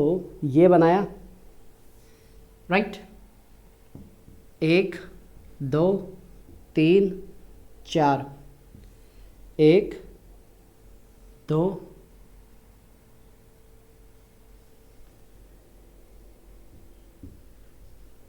ये इस तरीके से चार्ट होगा पूरा डेवलप, 1 2 3 4। अब इसके अंदर आप ध्यान से देखिए, A ये सारा ए आएगा यहाँ पे, फिर उसके बाद बी, ये पूरा बी आएगा, सी अगेन, डी अगेन, ई अगेन, पूरा नीचे तक यही आएगा। उसके बाद ये जो लिखा है ना, यह आपको पूरा एज इट इज़ यहाँ पे लिखना है, इधर भी लिखना है, इधर भी लिखना है, इधर भी, इधर भी। ये हो गए आपके 20 ह्यूमिड प्रोविंस हो गए, ठीक है। ये है कॉम्प्लेक्सिटी। अभी से तो स्टार्ट नहीं हुई है, थोड़ा सा और इसके बाद कॉम्प्लेक्स आएगा। इतना पहले आप लिख लीजिए, बना लीजिए, थोड़े से आप अपने दिल को तसल्ली दीजिए कि भाई ये क्या यहाँ पे चल क्या रहा है, यहाँ पे चल ये रहा है। बहुत सिंपल सिंपल चीज़ें हैं, कुछ नहीं करना। आर यहाँ पे आ जाएगा, डी यहाँ पे आ जाएगा, ये ए है, एक मैं भर के बता देता हूँ ताकि आप इसको फिल करने में कोई भी गलती ना करो। ये हो जाएगा एस, ये हो जाएगा W, as it is R D S W, R D S W, इस तरीके से इसको भरते हुए आगे तक लेके चलो। ये क्या हो जाता है, 20 प्रोविंस हो जाती हैं जो यहाँ पे सब टाइप ऑफ ह्यूमिड एरिया है।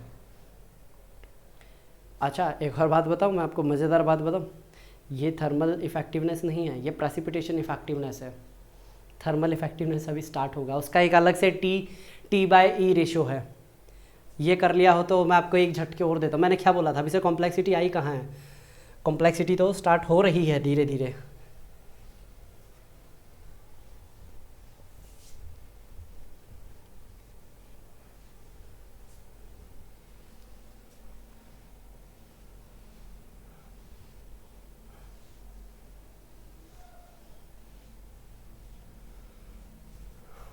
अच्छा, तो अभी हम एक था थर्मल इफेक्टिवनेस,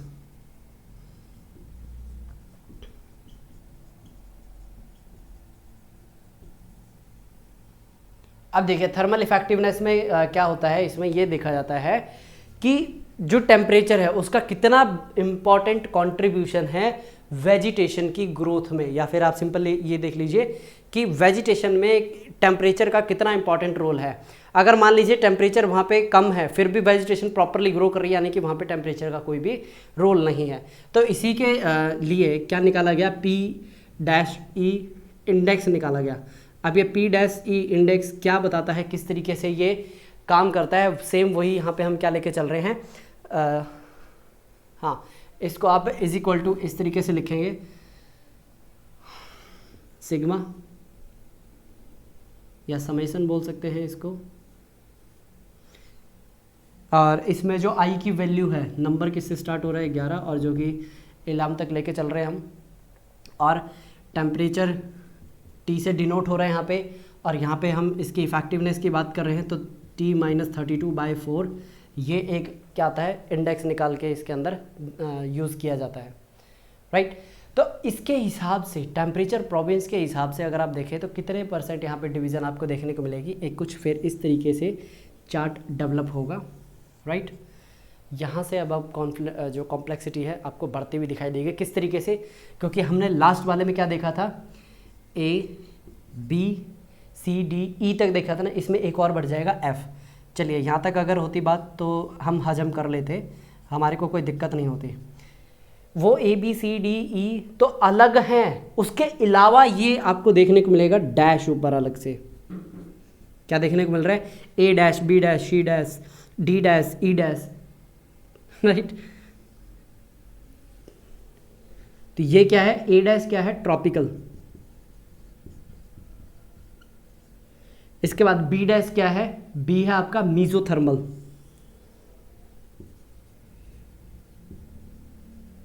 B- है मीजोथर्मल, C- आपको कैसा दिखाई, ये कौन सी कैटेगरी का है, ये माइक्रोथर्मल का है। इंडेक्स बता देता हूँ मैं आपको, पहले ये लिख लें, राइट, नहीं तो फिर पल्ले नहीं पड़ेगा कि कौन से का इंडेक्स के मतलब क्या बन रहा है यहाँ पे। D क्या है यहाँ पे, टाइगा, ये वेजिटेशन आ रही है अब यहाँ पे, राइट।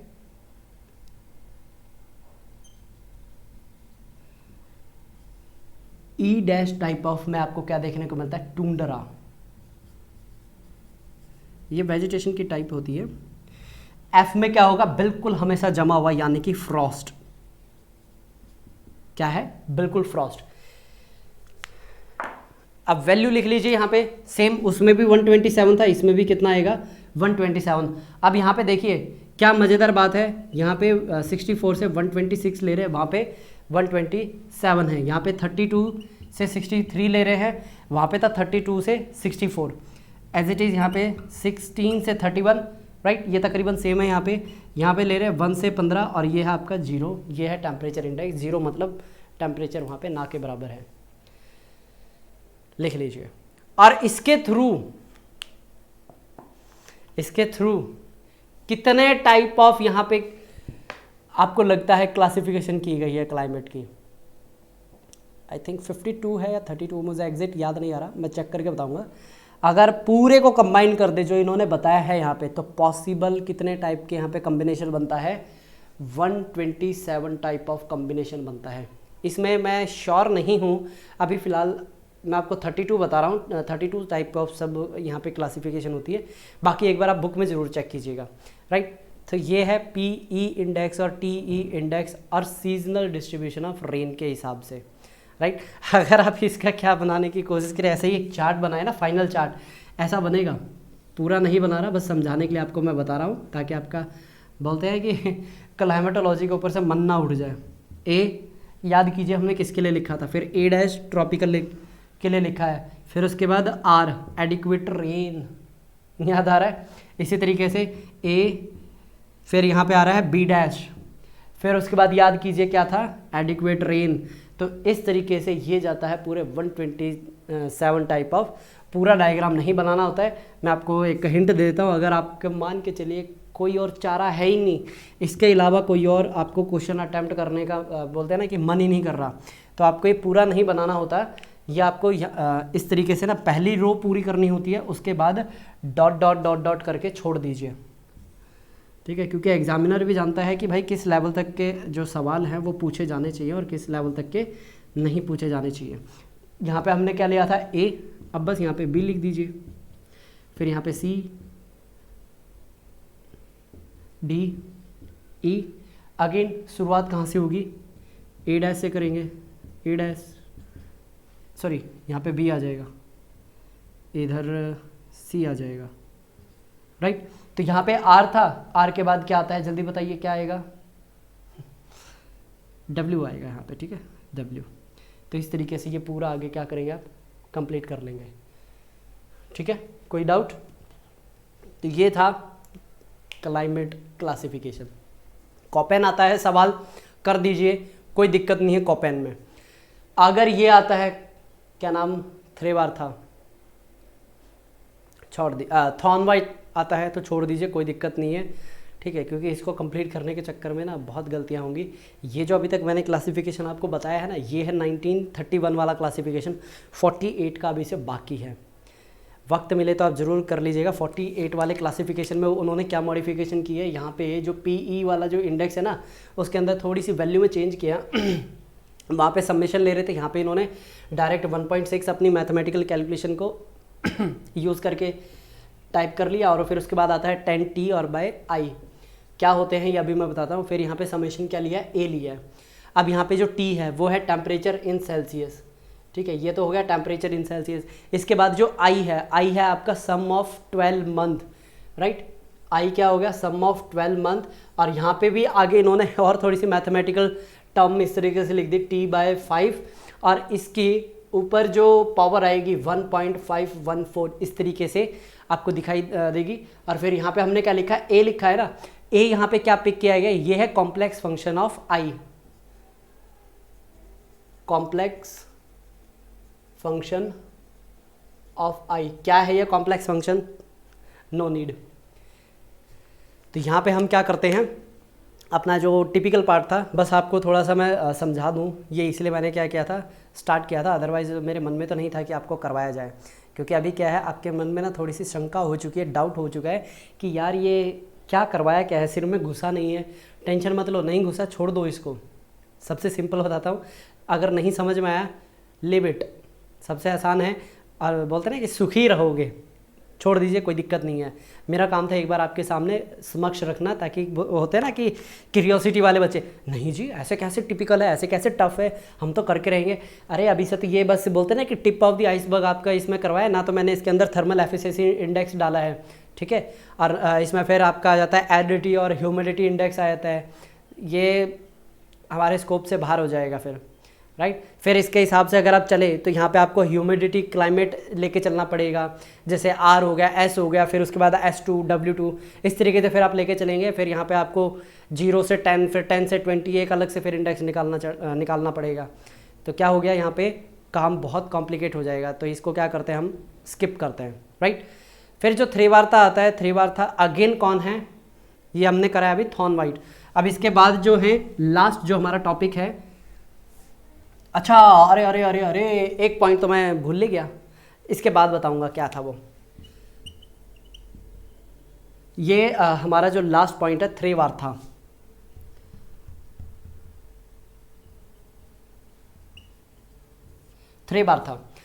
थ्रेवार्ता के क्लासिफिकेशन से पहले थोड़ा सा ये जान लीजिए थे कौन है। ये थे अमेरिका के क्लाइमेटोलॉजिस्ट थे, जिन्होंने बहुत ज़्यादा मॉडिफिकेशन, सर्वल मॉडिफिकेशन करवाई थी जो कॉपेंस की जो क्लासिफिकेशन दिया उसके अंदर। तो आप मुझे ये बताइएगा कि इनके द्वारा जो बताए गए यहाँ पे 6 टाइप ऑफ मेजर क्लाइमेट हैं। मैंने बोला था ना 5 to 6, 5 दी गई हैं कोपेन के थ्रू, 6 दी गई हैं थ्रेवार्ता के थ्रू, और 127 दी गई हैं थॉर्न वाइट के थ्रू। कौन सा याद करना, आप खुद समझदार है, तो आप ये कर सकते हैं थ्रेवार्ता और कोपेन तैयार, थॉर्न वाइट छोड़ दीजिएगा, क्योंकि थॉर्न वाइट ऐसा है पसीने निकाल देगा। पढ़ाते पढ़ाते मेरे भी कितने पसीने निकले, शर्ट भीग चुकी है पूरी।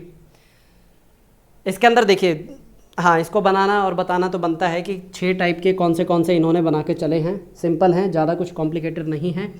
तो मैं यहाँ पे लिख ही देता हूँ साथ के साथ आपके लिए A B C D E F।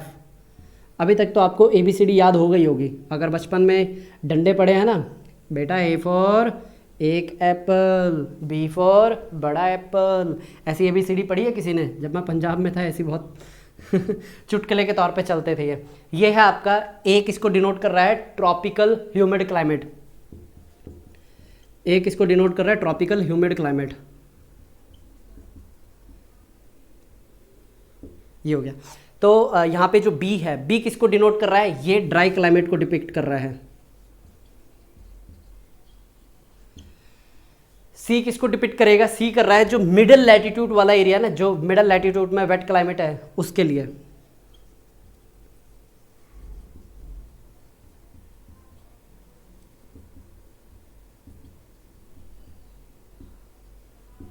Okay, तो डी आपका किस तरीके का आया, टेम्परेट और माइक्रोथर्मल।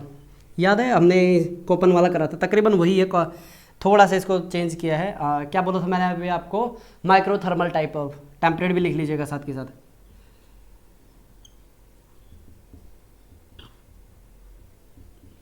माइक्रोथर्मल। ई बोरियल, टाइगा बोलते हैं इसको।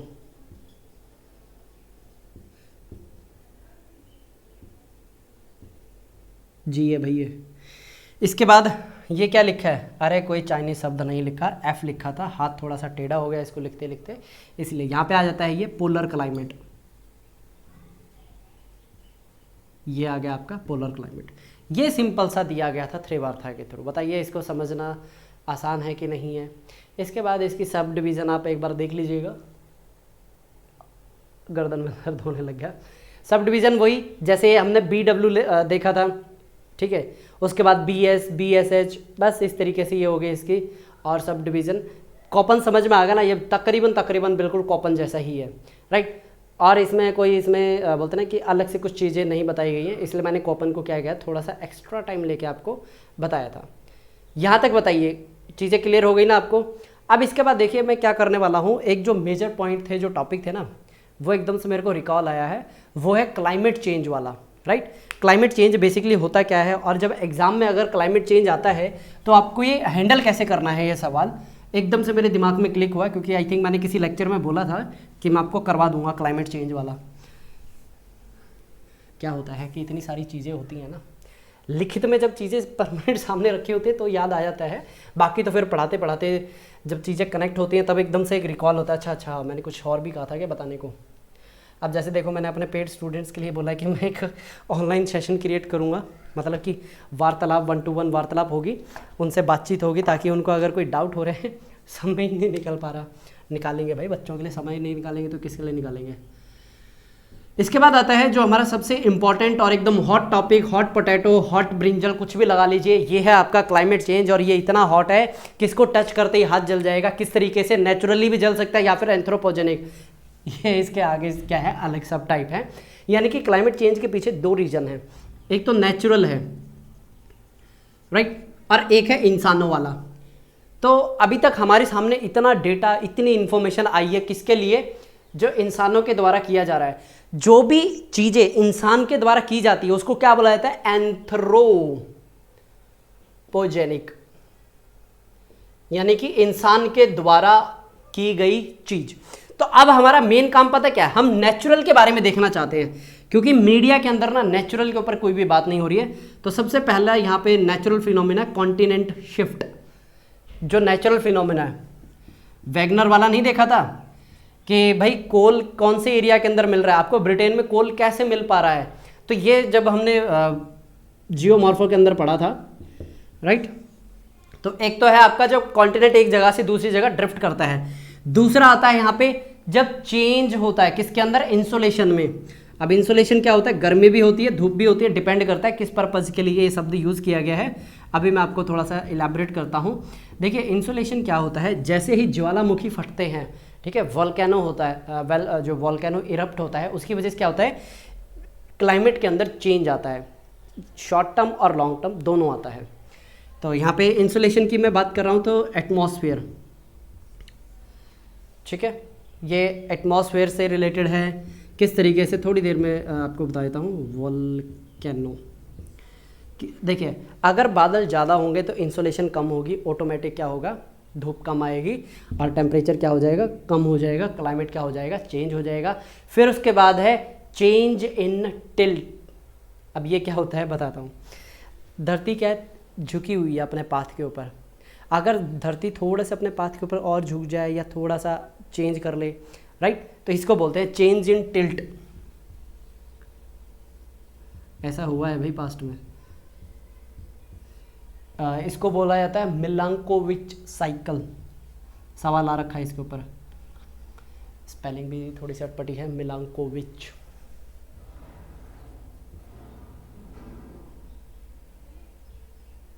एक मिनट रुकिए,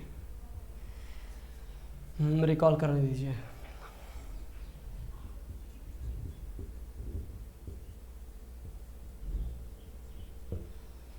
ओके, इसके बाद एक और हो जाता है सनस्पॉट। और ये जो सनस्पॉट होते हैं क्या होते हैं बताता हूं। ये आपके सूर्य देवता हैं, और ये जो सूर्य देवता है ना, इनके किसी एक पर्टिकुलर पार्ट के अंदर ना इस तरीके के धब्बे होते हैं। ये आपको थोड़े से डार्क कलर के दिखाई देंगे। डार्क कलर के मतलब यहाँ पे टेम्परेचर थोड़ा सा क्या होता है, कम होता है या ज़्यादा होता है, डिपेंड करता है कि किस एंगल से जो इसके अंदर से हीट निकल रही है राइट। ये हो गया। और इसका साइज पता कितना होता है, ये जो यहाँ पे स्पॉट है पूरी अर्थ समा जाए इतना बड़ा साइज होता है ये राइट।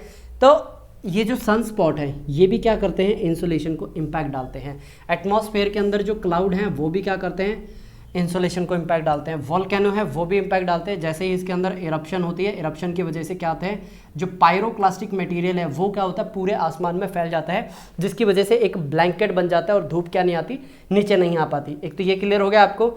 ये सिंपल से जो मेजर पॉइंट्स है ये आपको क्या करने हैं, इनके ऊपर अपने सेल्फ नोट्स जरूर बनाइएगा। अब सबसे इंपॉर्टेंट पॉइंट स्टार्ट होता है। सबसे इंपॉर्टेंट पॉइंट क्या होता है स्टार्ट, कि जो क्लाइमेट चेंज है ये अभी हो रहा है या पास्ट में भी हो चुका है राइट। जो क्लाइमेट चेंज है वो अभी हुआ है या पहले भी हो चुका है। अच्छा, कोई आपसे पूछे कि क्लाइमेट चेंज होता क्या है, सिंपल भाषा में समझाइए। जो आज टेम्परेचर है 10 साल बाद वो टेम्परेचर ना रहे, यही क्लाइमेट चेंज है।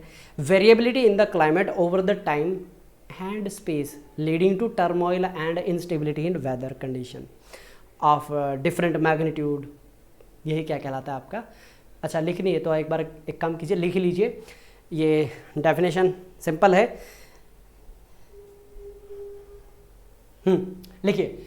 Variability in the climate, variability in the climate over the time and space, over the time and space, leading to turmoil and instability in weather condition of different magnitudes are known as climate change. Simple. ये कैसा होता है? Secular in nature. ये किसी के साथ भेदभाव नहीं करता. जहाँ इसको मौका मिलता है ये वहीं पे अपने जो बोलते हैं ना रंग रूप सब कुछ शो करेगा वहाँ पे. क्लाइमेट चेंज आपको जो मेजर आइस एज है ना उनकी फॉर्म में देखने को मिलता है. जैसे आपका आता है प्री कैम्ब्रियन. ठीक है, मैंने बोला था ना कि पास्ट में भी हुआ है. जैसे आपका प्री कैम्ब्रियन वाला वो टाइम पीरियड है जिसके बारे में हमें ज़्यादा नहीं पता. तो इसको एक तो होता है कैम्ब्रियन एरा, वहाँ से हमने चीज़ों को डिटेल में पढ़ना स्टार्ट किया, उसके बारे में हमारे पास ज़्यादा इन्फॉर्मेशन है. कैम्ब्रियन से पहले क्या था नहीं पता, तो उसको क्या बोलते हैं? प्री, मतलब पहले. कैम्ब्रियन से पहले पूरा एरा, मतलब जितना भी टाइम पीरियड आता है. तो प्री कैम्ब्रियन का जो टाइम पीरियड है ये आपका आता है तकरीबन 850 बिलियन वाला. अरे 850 बिलियन तो बहुत ज़्यादा हो जाएगा, मिलियन. ठीक है, 850 से लेकर के 600 या इस टाइम पीरियड में क्लाइमेट चेंज के देखने को मिलता है. फिर उसके बाद आता है ओर्डोविशियन. इसके बाद आता है ओर्डोविशियन. ये आपका, चलिए मैं टाइम भी लिख देता हूँ, 440 से 300 मिलियन ईयर अगो. ठीक है, या फिर ये लिख सकते हैं, या फिर बिफोर प्रेजेंट भी लिख सकते हैं. इसका है 850 से 600 मिलियन ईयर बिफोर प्रेजेंट. और कौन से टाइम पीरियड में हुआ है? कार्बोनिफेरस में.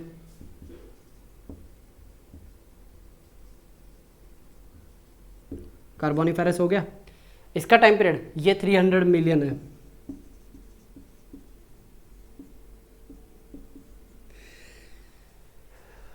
एक और है, कौन सा है? हाँ, प्लेस्टोसिन. ये हाल ही में क्या करे भाई, कहाँ 300 और कहाँ 2, तो इसको तो हाल ही में बोला जाएगा, मिलियन ईयर अगो, यानी 20 लाख साल पहले की बात है. तो ये क्या है? पास्ट में ऑलरेडी क्लाइमेट चेंज हो चुका है. मतलब क्लाइमेट चेंज का मतलब है एकदम ठंडे से ये कन्वर्ट हुआ है गर्म के अंदर. तो किसी भी चीज़ को एकदम ठंडा करना और उसको गर्म करना क्या आसान है? अरे नॉट पॉसिबल. तो यहाँ पे देखिए हमें क्या पता चला कि क्लाइमेट चेंज हुआ है. तो इसके ना कुछ इंडिकेटर्स होते हैं जिनकी स्टडी करके हमें पता चलता है कि भाई पास्ट में भी क्या हुआ है, क्लाइमेट चेंज हुआ है. तो अब हम यहाँ से ये जो इम्पोर्टेंट पॉइंट हैं, टॉपिक हैं, इनको पढ़ना स्टार्ट करते हैं. एग्ज़ाम में यही आपको लिखने हैं. मैं आपको एक फ्लो डायग्राम के तहत ये बनवा देता हूँ सारी चीज़ें. ठीक है, टू द पॉइंट आप इसको उतार लीजिएगा अपने A4 शीट में या फिर नोटबुक में, जैसे आपको कंफर्टेबल लगे.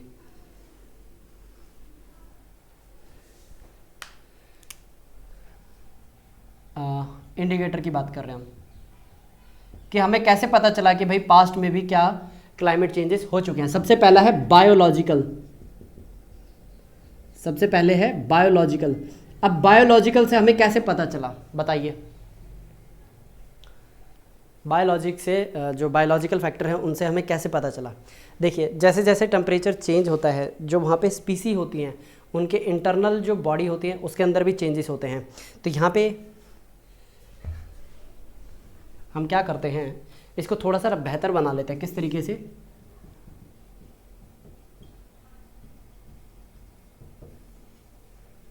किस तरीके से हमें पता चलता है? टोटल 1 2 3 4 या 5 के आसपास हैं. सबसे पहला आपका आता है बायोलॉजिकल, जो मैं अभी आपको बता रहा था. बायोलॉजिकल में कौन से आते हैं? पेड़ पौधे. ठीक है, जिसको बोला जाता है फ्लोरा एंड फोना. क्या बोला जाता है? Flora and fauna. डन. इसके बाद आते हैं जियोलॉजिकल इंडिकेटर.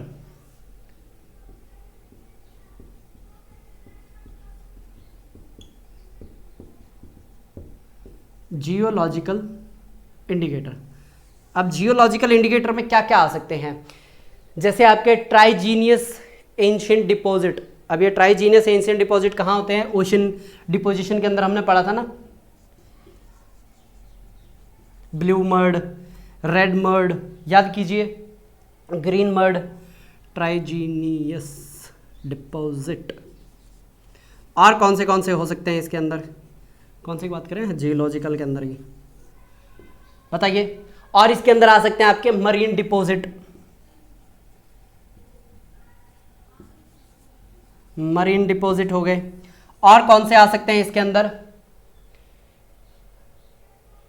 पीडियोजेनिक, यानी कि मिट्टी के टूटने, ठीक है, वो भी ले सकते हैं, क्योंकि उसके अंदर क्या होते हैं, लेयर्स बनती हैं उसके अंदर, जैसे कि कोई फॉसिल्स होते हैं वो दब जाते हैं, लेकिन फिर वो बायो के अंदर आ जाता है। क्या है? इंडिकेटर आइए, ठीक है, जियोलॉजिकल हो गया। इसके बाद आ जाते हैं आपके क्रायोजेनिक इंडिकेटर। क्रायोजेनिक इंडिकेटर वो होते हैं जो ग्लेशियर के अंदर फॉसिल्स रुक जाते हैं, ठीक है, ग्लेशियर के अंदर फॉसिल रुक जाते हैं, या फिर जो उसके जो ग्लेशियर हैं उनके नीचे जो रॉक स्ट्रक्चर है वो कंजर्व रह जाती है। और इसके अंदर भी जैसे आपके टेक्टोनिक इंडिकेटर है वो भी आ जाता है, इसके अंदर नहीं, वो अलग है। क्रायोजेनिक के अंदर आते हैं ग्लेशियल एविडेंस।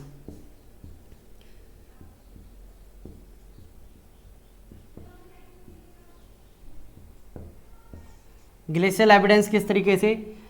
जो आपका साउथ इंडिया है वहाँ पे अगर आपको ग्लेशियल टिल मिलती है, उससे थोड़ा सा अंदाज़ा ये मिलता है कि भाई कभी यहाँ पे क्लाइमेट कैसा था, ठंडा था, और आज कैसा है, गर्म है। फिर उसके बाद आता है पैरीग्लेशियल,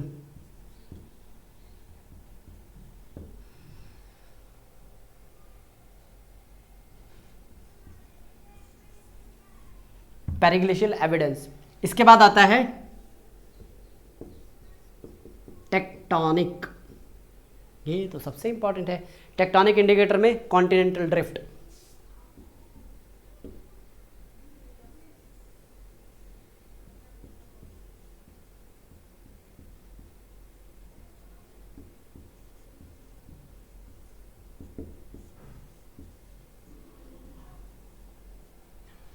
और बताइए, 4 तो हो गए।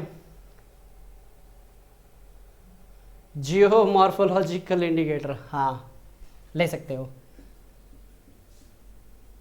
जियोमॉर्फोलॉजिकल,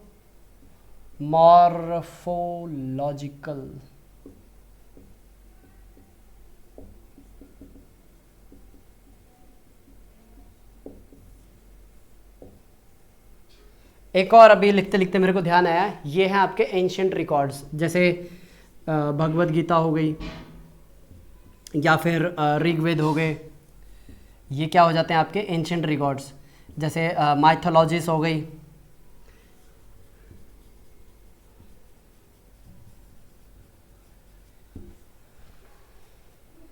माइग्रेशन पैटर्न भी आ जाता है इसके अंदर।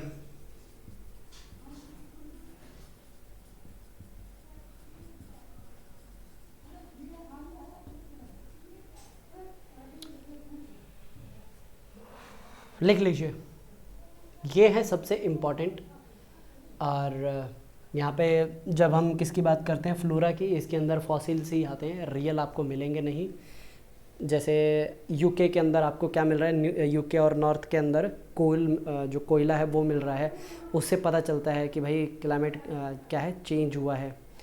पोलन ग्रेन एनालिसिस आ जाता है, फिर आपका ये सारे बायोलॉजिकल अंदर है ना, ये पूरा एनालिसिस है कि भाई किस तरीके से एनालिसिस करके चीज़ें ड्राइव्ड आउट की जाती हैं। तो यहाँ पे क्या है, हीट बहुत ज़्यादा बढ़ चुकी है, अनबेरेबल। आई थिंक ये अराउंड 1 घंटा 45 मिनट हो गए।